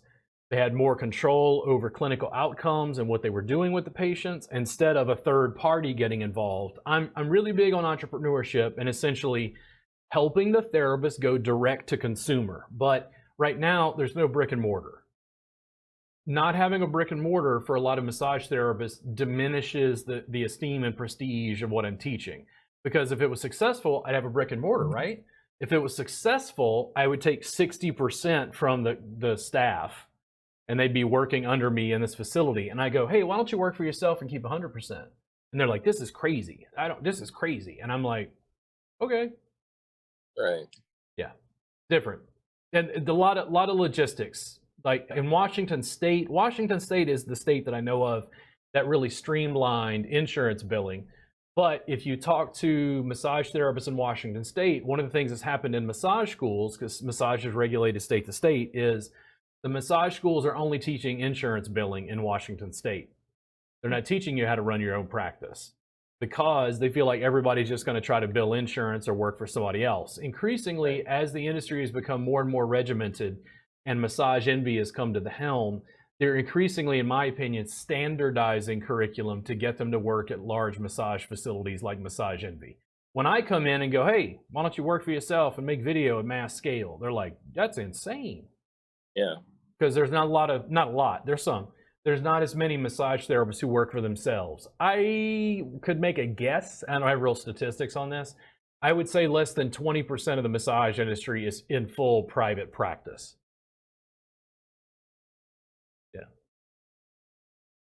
Is it expensive to get into? I have no clue. So state regulations in many states, generally, 500 hours of curriculum, variable. I've heard numbers as high as 12 grand. I've heard numbers as low as like 3. It depends on where you go to school, what they charge, but you have to go to usually a physical in-person school in a state that's licensed as a massage school to go through the curriculum, take your exam, and then become licensed by that state where you apply for that. I wish this industry had the same protocol, same. That's why so many people get involved in it. It's unregulated. It's heavily unregulated. Yeah. And that allows it's a cash cow. This is an absolute cash cow. I mean, I would tell you right now, your side hustle should be open a floor and just start teaching cartwheels. And just we have massive. I don't get any fans in the massage industry because I'm generally against massage regulation. Now, when people hear that, it's like their hair catches on fire and they're like, "Oh my God, are you fucking insane? You just want?" And I'm like, "Listen, I teach from 4 camera angles live. I don't think what I'm teaching is dangerous. I don't think it's harmful to the public. I'm going over contraindications and the issues that people might face. If people are having problems, I can live stream with them from 4 camera angles and answer the questions live to make sure they're working on people safely." Literally, if you're seeing this podcast and you're like, "I got lupus," I'm like, okay, I don't know if what I do is good for lupus, but I'm happy to have a conversation with you about it. People are still amazed that I answer my social media. They think I got a crew, and I'm like, no, it's just an asshole with a camera, bruh. Like, it's just yeah, that's funny. But it's also how difficult. I'm sorry. Go ahead. No. Go ahead. How difficult? So, what part of my with me, my difficulty in growing my business is I try to find experienced people because that sort of shortens it in terms of training them. They still have a lot to learn about safety and function and protocols I like to implement. That's important. Safety of these kids is paramount. So experience is usually necessary. I've tried the route of having people with no experience. That makes it easier, but their interest is sometimes waning. So the hardest part for me is teaching, getting staff trained sufficiently and keeping people's children safe and learning basic tumbling skills. The liability is very, very, it's big, it's high. It's on people's lives. And so I have a very difficult time trying to scale my business because of that, because I care so much about the safety of the children. Yeah. Be a multi-million-dollar business in 2 years if I just started doing what everybody else is doing. I could just hire anybody, say, hey, you had experience. You did gymnastics in high school. You can come teach. That's generally the staff other clubs have. They have people that were very low level, understanding athletes, and they just, hey, you can breathe. You have both feet, both hands. You can talk. I need you to get in here and teach these how to do cartwheels. Blah blah blah. It's unsafe. I mean, how do you think in your business scaling? How do you look at yourself scaling something and being able to control it, but not So reduce your ability to grow? trademark and quality control. And then what I'm doing is, one, I'm deeply involved, and I can hear it in the way you describe certain things. Like, it almost makes me drool thinking about it intellectually, because I know I could sit and ask you about, tell me about back tuck, and we'd be here for 4 hours, where you're going over nuance of like specific muscles and the way it controls the speed that you flip, the height that you jump, the all this stuff, this nuance. I'm deeply, deeply involved in what I'm teaching. What I have done personally, because I can only control me, is trademark and then extremely heavy digital supplementation, which means I'm even developing teacher training materials in an online form to supplement the students. And when somebody, Jennifer Brooks, is getting ready to teach a class in Washington State, she would be the first teacher trainee essentially teaching one of my classes in another state. But I'm doing live consults with her to be able to educate, share, and I'm trying to get her to film her class so that I can watch it and go, okay, I want you to change this. I think this will work better for the students. I think it'll work better for you as a teacher. I'm still heavily, heavily involved in that ongoing mastery, that being an autodidact and like figuring out what works and doesn't work. It's not because I want things to be regimented or so structured that it's dry, but the students do need enough of a path laid out by you and I to feel comfortable. And I'm a big, big fan. This is me. We teach very physical disciplines. I wouldn't want to learn gymnastics from YouTube videos alone. Please. Right? Don't. Yeah. But once you have some basics, you can pick up new stuff. It's kind of like Brazilian Jiu-Jitsu. They go and train, but could you watch it? Oh yeah, you could watch a YouTube video and pick up a tip or pick up a technique. The digital supplementation is inexpensive and it's more scalable. Does it make sense? Yeah. Yeah. Yeah, that's something I need to, because I'm struggling with that right now. I lost 7 coaches when COVID hit, and I'm down to just myself and one other coach who's graciously continuing his time here. He's graduated from college. He has another job, but he's worked with me for a long time, so he's still giving me some assistance. But I've for the last 8 months, at least 8 months, I've been on Indeed. I've been blasting social media, handshake into colleges, posting anywhere I can. And I'm having now, I know a lot of companies are having that same problem right now, but it's just tremendously hard right now to find anyone willing to work with even level of experience. And I've upped my rate of pay tremendously. I think in your case, you need very specific teachers, which if you're going to do anything remotely similar, I'm always going to extrapolate from my own business. You're going to have to get very hands-on in the teacher training process and building the teachers that you want, and then continuing that nurturing and development over time. Because I think as physical disciplines, what we're teaching takes time. It's not just an intellectual exercise. Yeah, certainly not just folding a t-shirt. And most of my success, and I would imagine with you, you're going to have the same type of happenings. Usually the coaches I have, I grow them from within the program. Yes. They were students, they become coaches, Yep. And that's the same process I've gone through. I make it extremely affordable and easy for the students to come along. And also, in my experience, because I'm trying to build a brand, because I'm trying to scale the business, they have to get along with Robert's personality, which means they have to have a great deal of compassion. Yeah. That's funny. Yeah, I'm pretty easy to get along with. All the coaches I've had, they've always enjoyed my personality. I take them out to, once a month, I would take everyone out to dinner at some fancy restaurant. Kind of build some camaraderie and morale. I would do that, even though I didn't always want to. It was good to do so.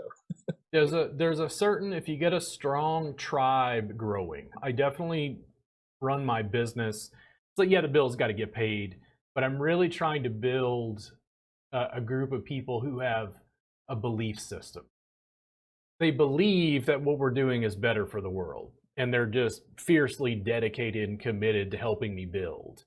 Like the real followers, the people who would go to the end of the earth to help you keep building. That's really what I'm trying to build at the moment. The early adopters, the ones who are like, yes, there needs to be more of this in the world, because I can teach people techniques, but I can't really teach belief, if that makes sense. Yeah. Let me ask one thing I saw you doing in the last 5 or 6 years. Well, with COVID, time is a blur. But I remember when I was watching you post about, you're like, I'm going to go this online route. Yeah. I'm gonna, and I as well was like interested. It's like he's gonna do this online. Like, how is he going to take, and it's very physical. Now you can certainly, I can see how, I can now see it. I've watched you do it, and I can see it easily. I was skeptical, but man, once I saw, it's like, oh, that was easy. So you completely just changed my mind in an instant on transferring it to an online. It's always option. a supplement. So like understand this. So okay, for instance, massage therapists, I have this conversation in business classes all the time. They're like, I like word of mouth. And I go, this is digital word of mouth. Scales globally. And they're like, no, I like word of mouth. And I'm like, this is digital word of mouth that scales globally. So you're in the position now, Stack even though layers. you're posting a lot of your content, but what you're really, are you really trying to gather new students that can physically teach via your supplementation of the So videos? why do I put so much video on social media?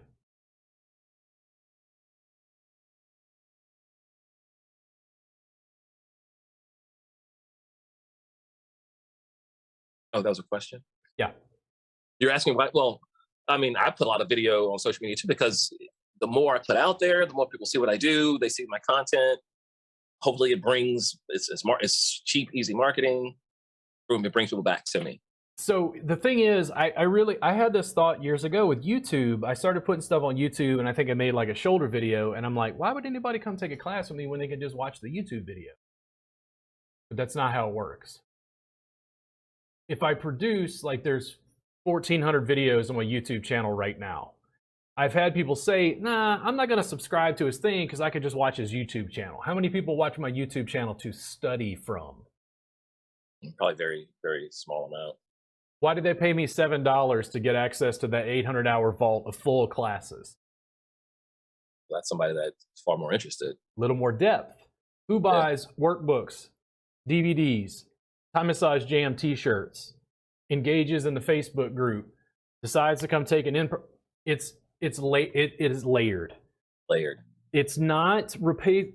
It's always going to be a physical discipline that will never change.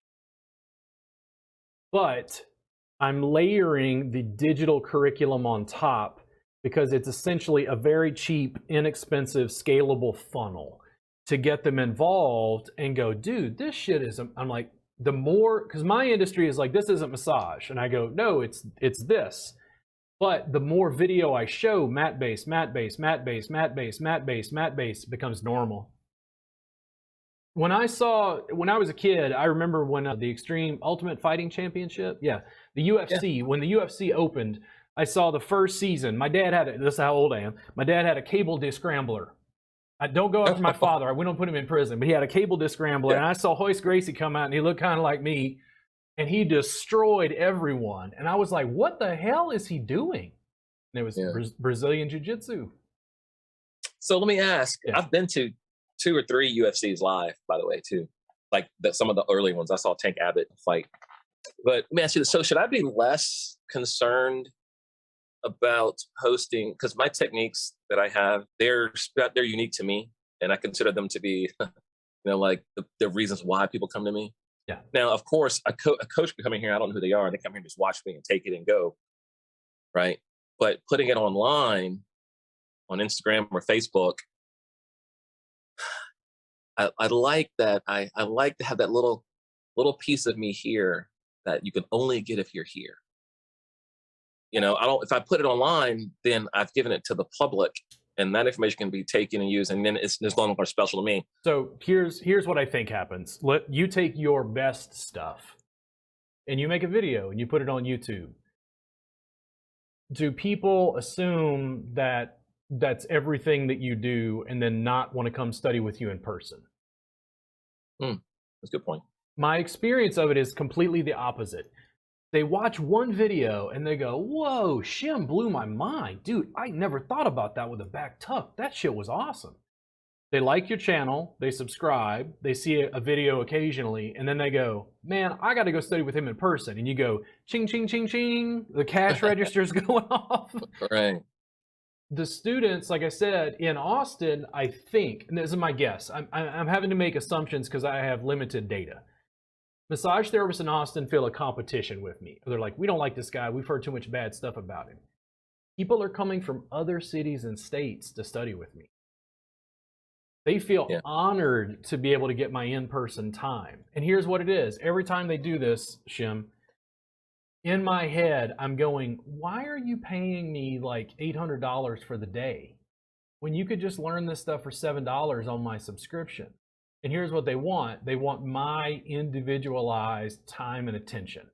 I would never go to Jay-Z and go, Jay-Z, listen, I want you to come to this event, my birthday, and like rap.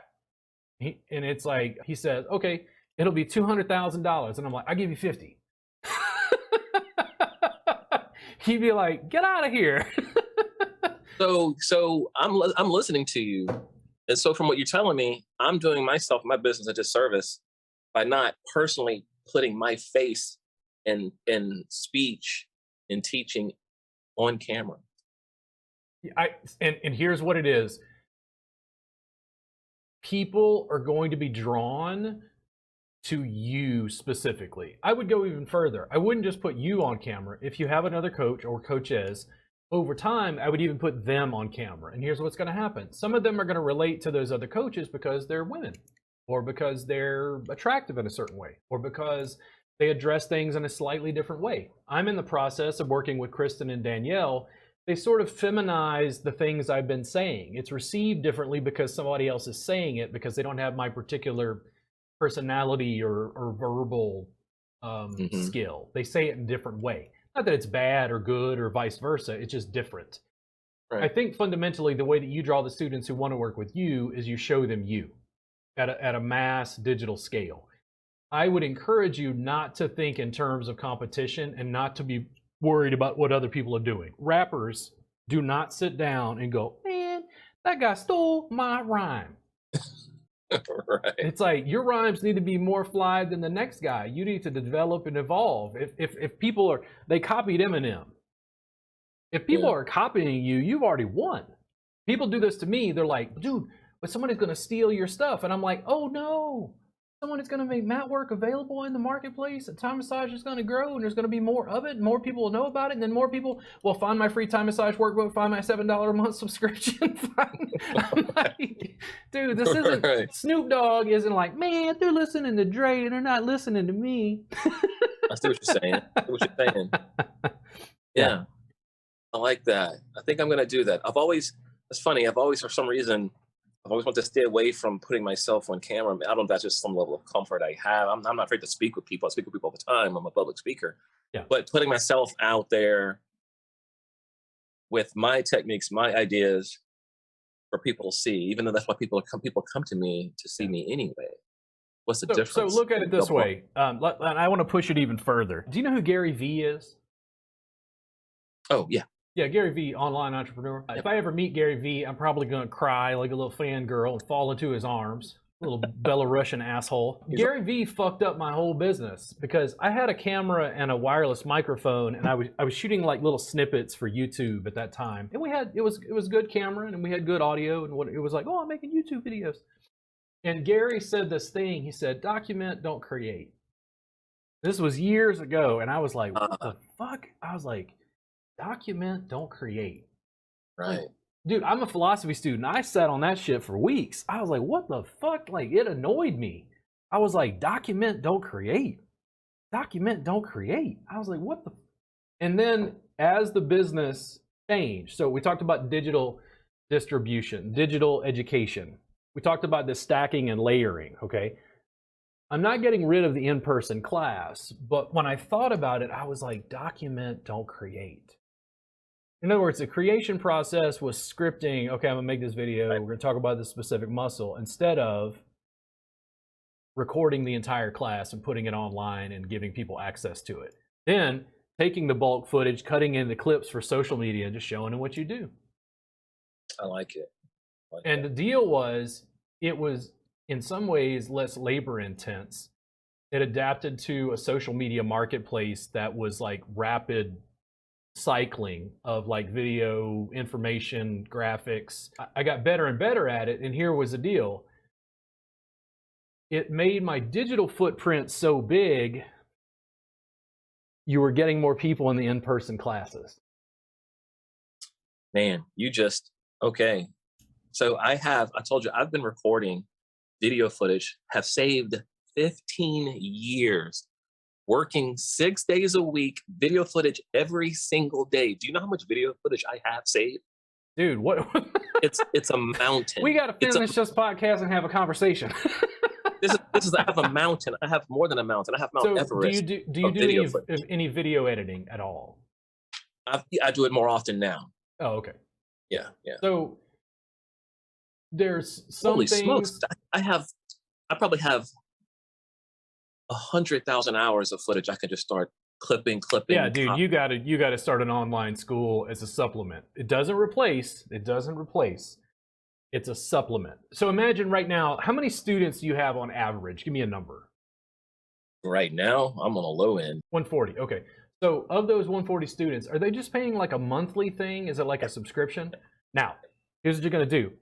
All of the in-person students, because they're already paying that, they're going to be comped your online school as a supplement. But you're going to sell the online school to anybody on earth that wants it. You just started a new business for me. Dude, no. Layers. Like, we're having conversations about merchandise.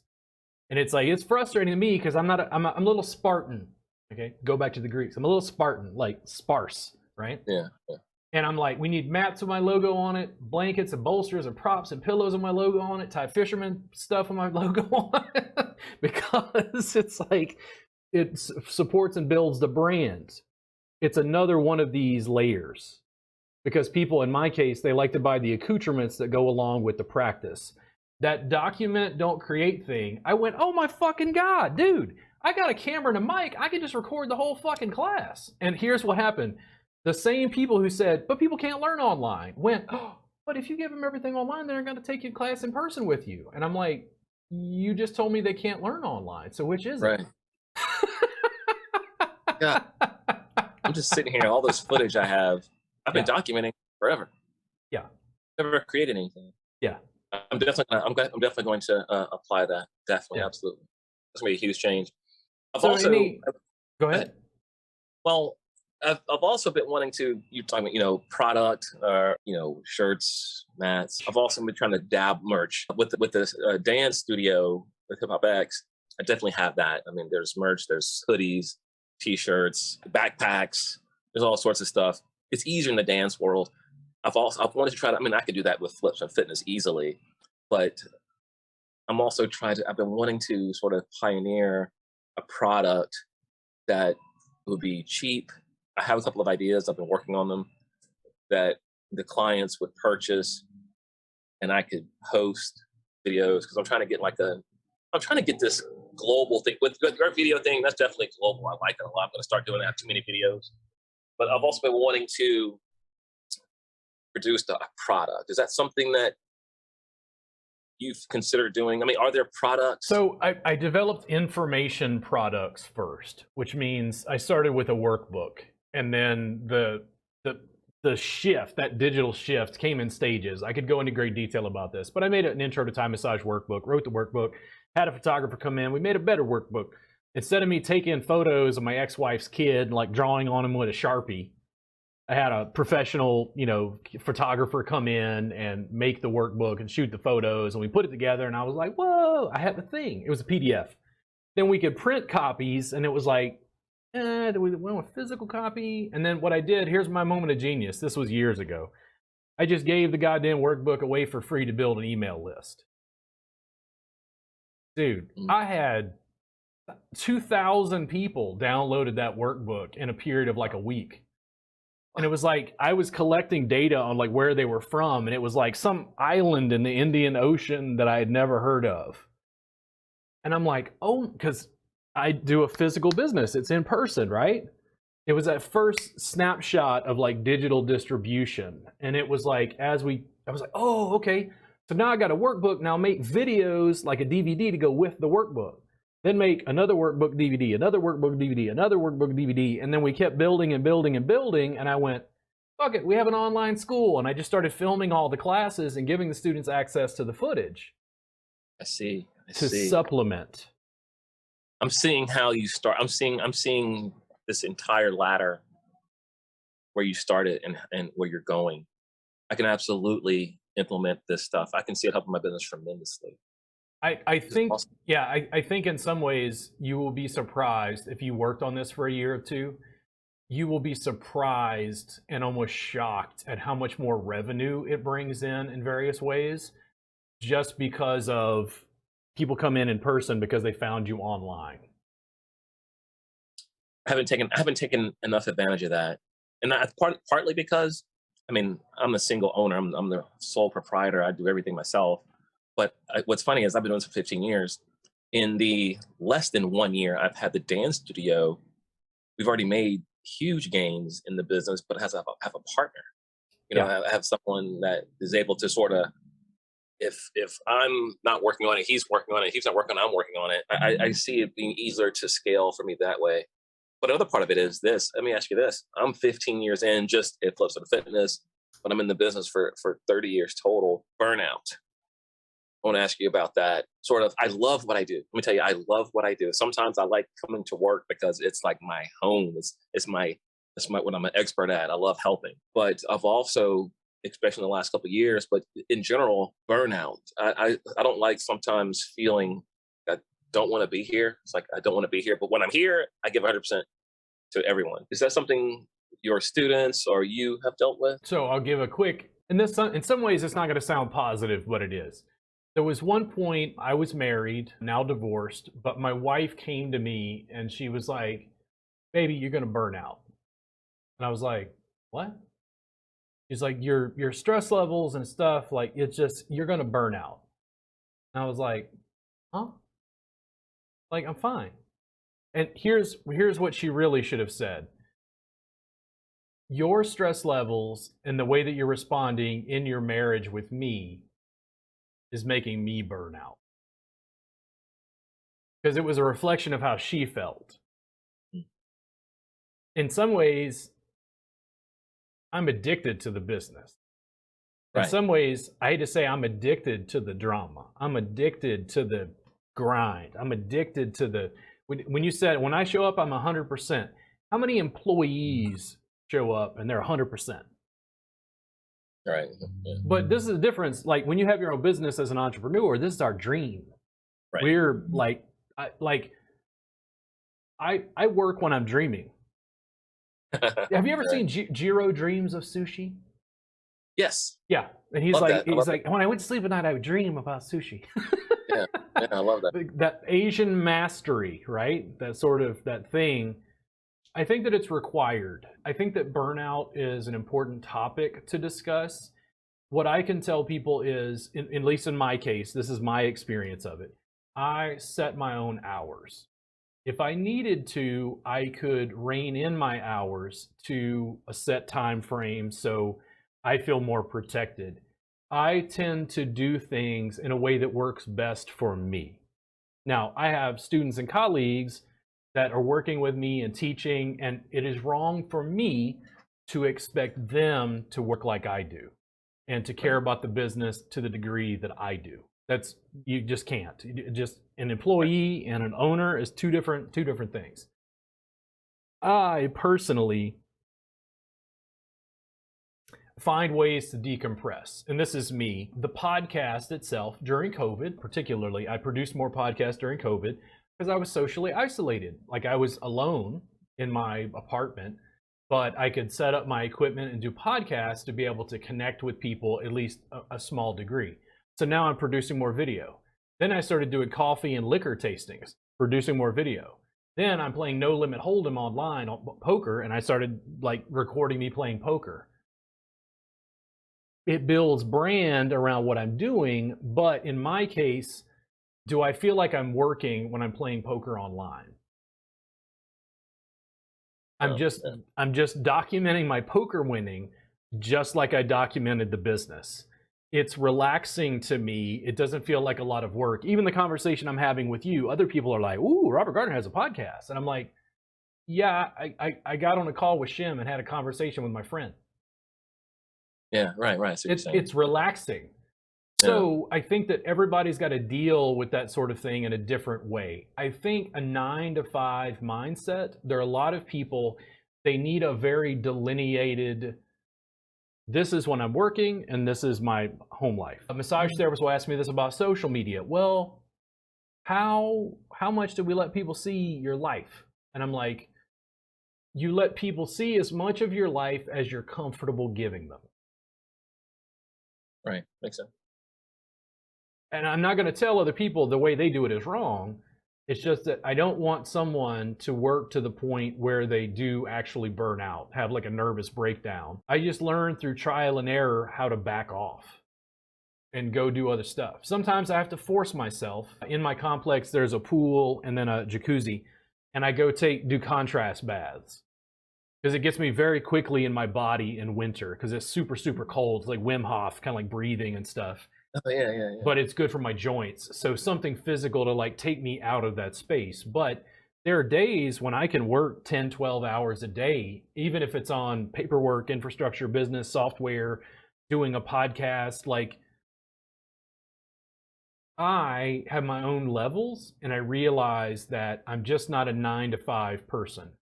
I would be nuts if I had to live for the weekend. There are people that they're like, dude, it's Saturday. What are you doing? I'm like, it's just another work day to me, bro. Yeah. Because unless I take time off, which I can, I find the limit that works for me. And I also, this is one of the things I love. I didn't do really great in school. I'm not a morning person. Because when I had to get up super, super early and go to school, even like pre-coffee, because I didn't drink coffee until I was like way out of college, I just wasn't very awake for the first couple classes of the day. Because I didn't wake up till 10 or 11, somewhere in there. But being an entrepreneur and working for myself, people are often surprised. I posted something on Snapchat last night at like 1:30, and they're like, dude, do you ever sleep? And I go, yeah, I just have a different schedule. I just get up later in the day and stay up later. The burnout factor is something that needs to be discussed. I think that different people are going to have to find different parameters for what's acceptable to them. Yeah, that's one thing I've sort of struggled with. I say it's just the burnout I'm having, and a lot of it is the stress from COVID, the loss of the coaches, loss of revenue, trying to rebuild it, starting a new business at the same time when COVID was hitting. And I'm just utterly exhausted at times. And I keep doing it because I like it. I come here as release. I come here as fun. It's almost less fun for me not to be working. You know, like that, I guess maybe that's what I'm saying. It's like, isn't that funny? It's like, I'm talking about burnout. So I needed to, like, I'm trying to shut that off. Are there certain pieces? In other words, do you find the coaching process fun and liberating? Is it the clerical that's the problem? No, that's work too. I wake up, I start my tea. What do you do that makes you feel exhausted in the business?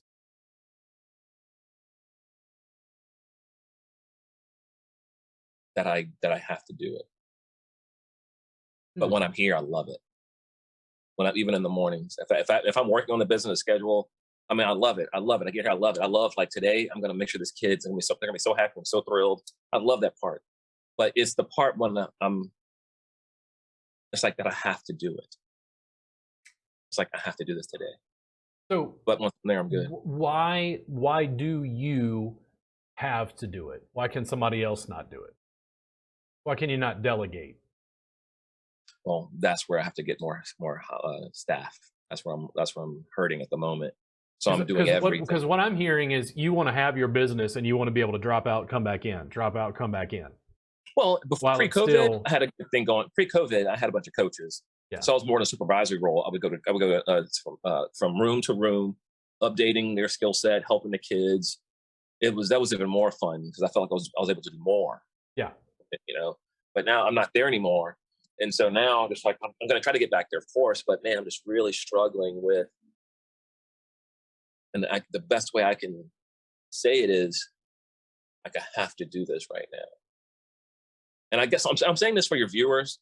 It's like, because they're going to be entrepreneurs starting up, doing 100% of the work, and they're going to get tired. They're going to get burned out. They're going to love it. They're going to love it. I love what I do, but I don't like saying like I have to do this today.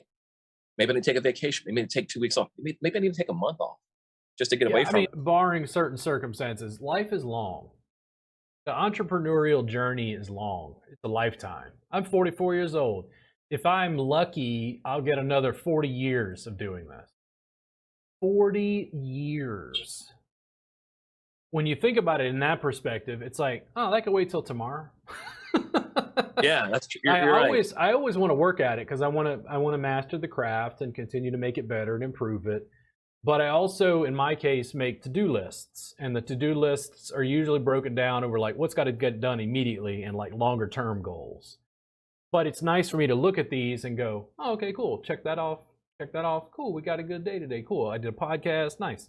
Gonna do a little video editing later. We're gonna upload these to YouTube. A little bit of forward momentum. It's like working out and getting stronger. When you could do, wow, I did 20 push-ups instead of 15. You're like, I'm getting stronger. You have some metric to be able to judge your growth and progression. This is me, I have my own schedule.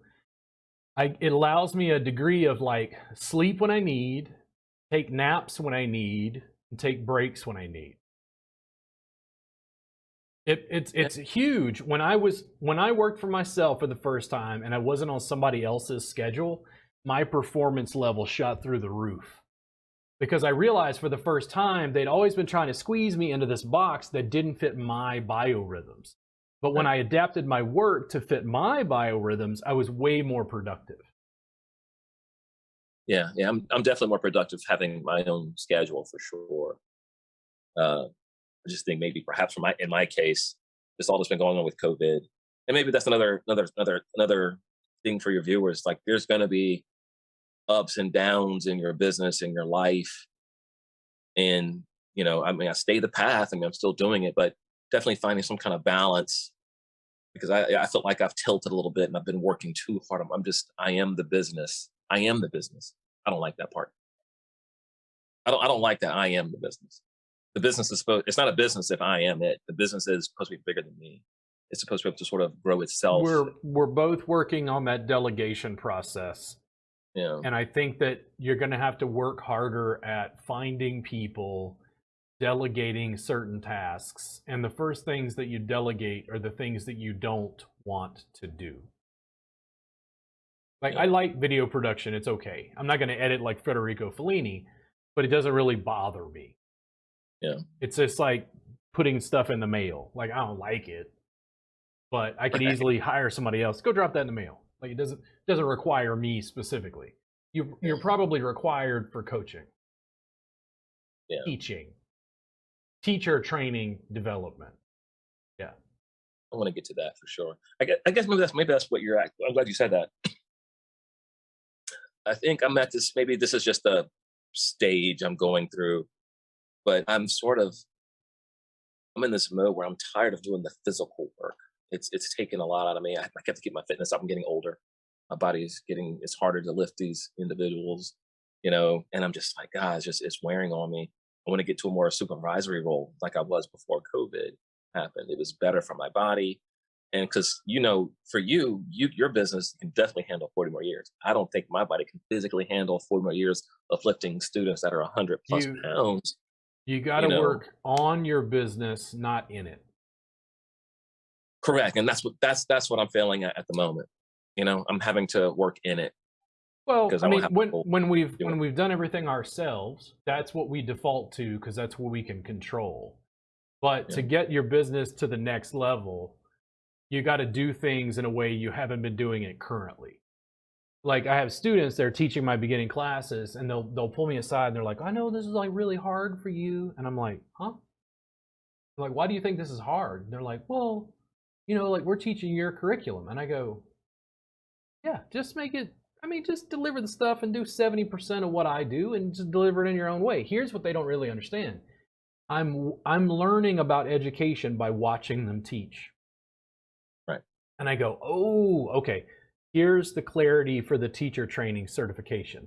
Let's work on this. I'm going to give you feedback. You did a wonderful class. Let's change this. The reason they're using this part of their body is because it's a broader structure." And then I clarify that in form. But I have to be there, see the video, give them feedback. They're helping me more than hindering me. In other words, they think if they make a mistake, like I'm there judging. And I'm like, no. Like giving a session and being a teacher are two different things. Right. They're learning to teach. And here's what's going to happen. They're going to do this. They're going to do stuff and go, the question will come from a student and they'll go, "Why do I do it that way?" And then they have to go back into the rational side and try to deconstruct it like, why do I do it that way? And that's what makes you better as a teacher. When they say, I know it's hard, and it's like, I don't really think that process is difficult. And if anything, I feel like we're making more progress by having other teachers available to be able to scale things out. So there's more video produced, and I'm able to step back like the Wizard of Oz and instruct and coach and supervise to get them and build them up. Mm-hmm.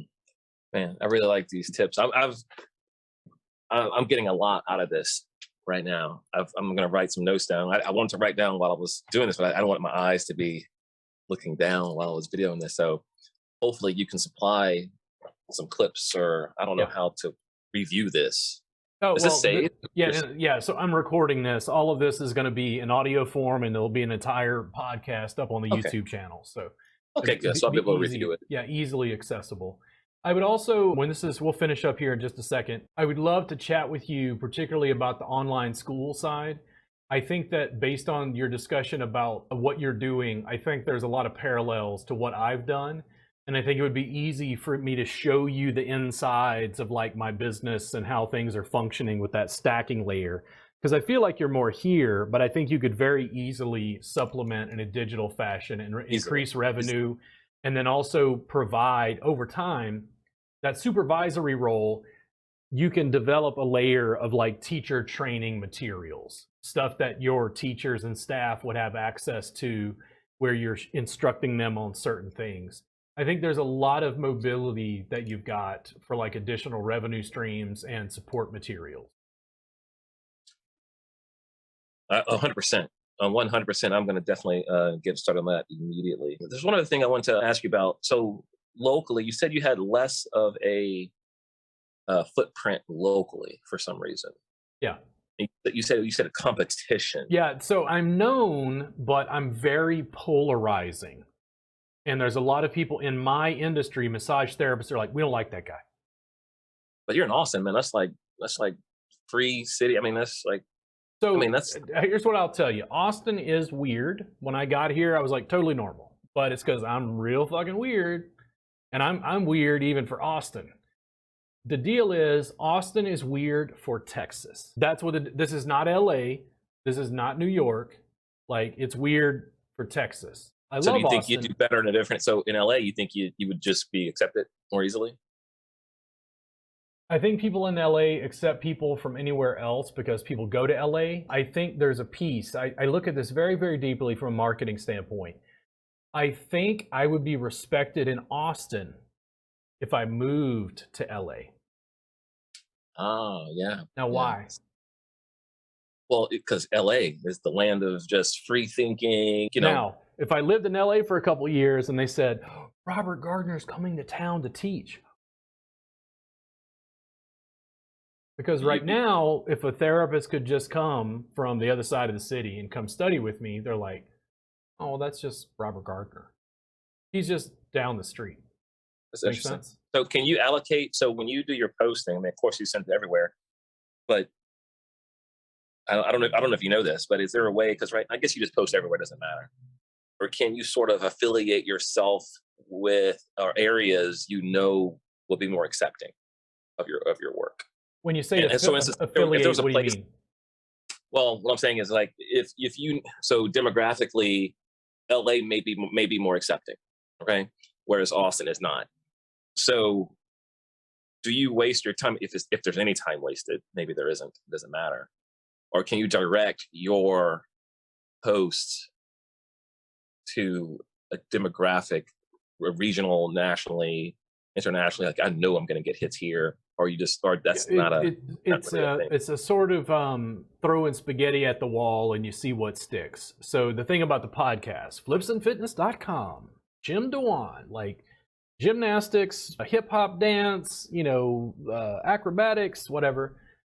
When I put out snippets from this podcast, are people on YouTube, based on the search thing that I use, is some gymnast more likely to find this? Yes. And then they're like, who is this guy Robert? What is this thing he's doing? So there's this cross-pollination and promotion. And then over time, I figure out, oh my God, Brazilian Jiu-Jitsu people are freaking out about what I do. And I get Brazilian Jiu-Jitsu people on the podcast because we're networking. Yeah. We're digitally networking, talking about disciplines, talking about business, talking about entrepreneurship, and it continues to grow. You always want to put your energy towards what you think is going to build the most. And we have discussions about what to do. One of the reasons for the podcast is for me to reach outside of the massage industry. One of the things I want to do is eventually get like poker players on. And you go, why is Robert? Well, one, I play No Limit Hold'em. I put No Limit Hold'em streams. And Lex Velduis is this guy. I think he's Danish. I think he's in Denmark. He plays poker online. I watch his tutorials. I learned a lot from it. I even put his tag and his website underneath a lot of my videos, thanking him for his online tutorials that I've learned from. Because my hope is to get Lex on the podcast. But as you have more and more people from various industries on your podcast, and the podcast grows, and you have more notoriety and reach, and there's more backlinks, everything builds. You're always going to go towards what's the most lucrative affiliations. But so saying that, I'm sorry, go ahead. No, go ahead. So saying that, now this kind of goes back to the locale you're at, I'm at. This is just me just thinking, is it going to be detrimental? Yes. To post your locale, or like in terms of hitting the international market, is knowing your locale, your clients, your to-be clients, knowing your locale. People didn't like, that's Austin. In terms of not even knowing where you're from, you're just on the planet Earth. I'm saying, because I mean, could that be? Is that something like could hurt? I mean, there's elements of prestige and status. And if I changed my address to New York, there's prestige and status. I think about this all the time, and people ask me sometimes about like long-term goals. And they're like, well, what do you want to do? I'm like, well, I'm going to continue building everything, and eventually I'm going to have a laptop that is strong enough to support the cameras. I'm going to be the Tony Bourdain of bodywork. Huh? Like, I'm going to go to Oaxaca in Mexico, work on my Spanish, drink tequila, go to distilleries, continue podcasting from Mexico, bring in people from local villages and work on them for free, and live stream from 4 camera angles. And then when I'm tired of Oaxaca, I'm going to go to Thailand for a couple months and do the same. And then when I'm tired, in terms of you trying to create an international market, which you are doing already, is knowing your place of locale. Can it be detrimental? Of course it can be lucrative, but Like I'm in Podunk, not Podunk, but I'm in Baton Rouge, Louisiana. Yeah. I'm not in New York. I'm not in California. There's some people that create podcasts. They start building. I'm going to move. People that have podcasts at their home, they move to Atlanta. They move to New York. They Yep. just to do the same thing. Just to do the same thing that they're doing at home. So I think in my case, when I talked about Tony Bourdain, imagine me documenting that process. I'm in Oaxaca. Here's a gringo working on his Spanish, hanging out with distillers, learning about tequila, working on people locally, live streaming, teaching this crazy bodywork stuff. But then I'm gone. He's in Thailand for 2 months. Okay, boom, he shows up in Tokyo. They're like, oh my God. Now, who do they want to study with? They're like, Robert Gardner's a rock star. And I go, yes, you can be a rock star too. This is how I look at it. In my industry specifically, other industries may be different. Massage therapists, in my experience, they're my primary target market right now. They're exceptionally fixated on status and prestige that is somehow given to them by certification, licensure. Like, I do this kind of work, I'm this kind of person, I'm choosing, are you ready? This kind of lifestyle. And what I'm trying to do is build Next Level Pain Relief is a lifestyle brand. I like that a lot. Yeah.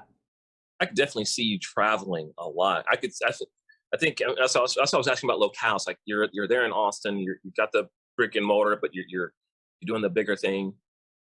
It's like, man, I could see you the Anthony Bourdain of pain relief. And I mean, dude, like it'll blow up. The documentation of the process, to me, there's something about, I think about Oaxaca all the time because I'm interested in Mexican cuisine and tequila specifically. And then I think about it from the audience's perspective. And they see me kind of giving homage to the locals and like working on my Spanish, like messing up my words, not rolling my R's or, whatever. And they feel like a deeper resonance with me for all of Central and South America because they're Spanish speakers. And then it becomes a little more international, which Tony Bourdain, we know he lived in New York, but it's like we think of Tony Bourdain as being like the most traveled all over the world guy. And that intellectual stimulation, just having this conversation with you, this podcast was supposed to be an hour.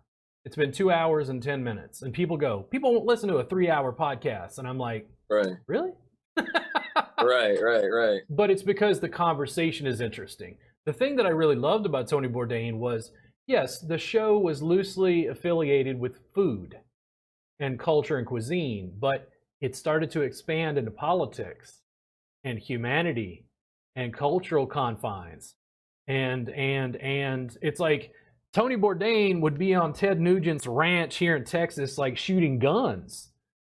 People that you'd think, well, Tony Bourdain isn't like Ted Nugent, he's not a Republican. And it's like, but he's building his brand. And having new experiences that are intellectually stimulating. This conversation has certainly, I was talking about being burnt out. I don't know. Now I'm thinking, I said, man, you just given me some ideas on how to elevate to another tier of conversation, because I like what you're doing. You got this pain management business, but this idea, it's pain management for sure, but you're developing a culture, a lifestyle, and that's so much bigger. That's definitely, that's branding. That's what branding is. Yeah. Right? It's not just what you do, it's a collective. I can actually see how I can do some of those things here. Yeah. I may actually enjoy moving outside of my space. I only do my work here, and I'm really well known here. And in my simple locale, I can make some movements. Have you considered, we talked about in person, right? Are you not traveling and teaching workshops? I'm not. I used to, but I'm not. Okay. I haven't done that in over 15 years. But COVID would have put the Quahitas on that anyway. But yeah. But I think I'm interested in doing that. I've done it before. It helped me get to where I'm at, and I think it would help push. I think it would elevate my brand, my take on this business. Robert, I think I'm going to do that. I really am. So teach classes, but that document, don't create. And I mean this in all seriousness. Take out cameras, and you'll work on it slowly. Better cameras, better microphones, wireless mic, whatever. Don't just do the stuff. Record it all and figure out how to repurpose the footage, either as an online part of your school or as social media content. Like, dude, I play poker and I just take funny hands where I'm like, I ain't giving up. I got a pair of 8s and I refuse to fold. And I wind up drawing like quads by the river, and I take that one hand and cut a video out of it, and it's me just going like, ha ha. But I love it. But it builds brand around the stuff that you love. Yeah. Yeah. I like it. Man, this has actually been therapeutic in some ways here. So let's do this. Let's go ahead and close up for today. I'm going to go ahead and shut down this podcast, but I want you to stay here for just a minute so we can chat. I would love to, if you're open to it, having you on again and maybe going into a little bit more detail as like a semi-regular series. So imagine we did a podcast once a month for 6 months. Sure. What's going on?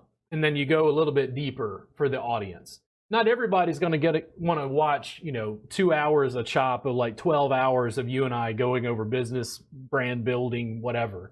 But Right. there are probably people, and the people who are more interested in going to the bottom of that funnel, to the depths of our knowledge bases, are really the true fans. So thank you so much for being on the podcast. Again, you guys, you can find Shim at flipsandfitness.com. You can find him on his social media. Please follow him. Any final words of advice for the audience? Hey, no, I enjoyed this very much. I hope everyone watches it. Cool.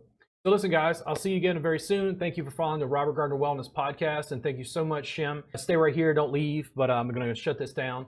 I really, really appreciate you coming on board and having a conversation with me. Much appreciated. Thank you. No sweat.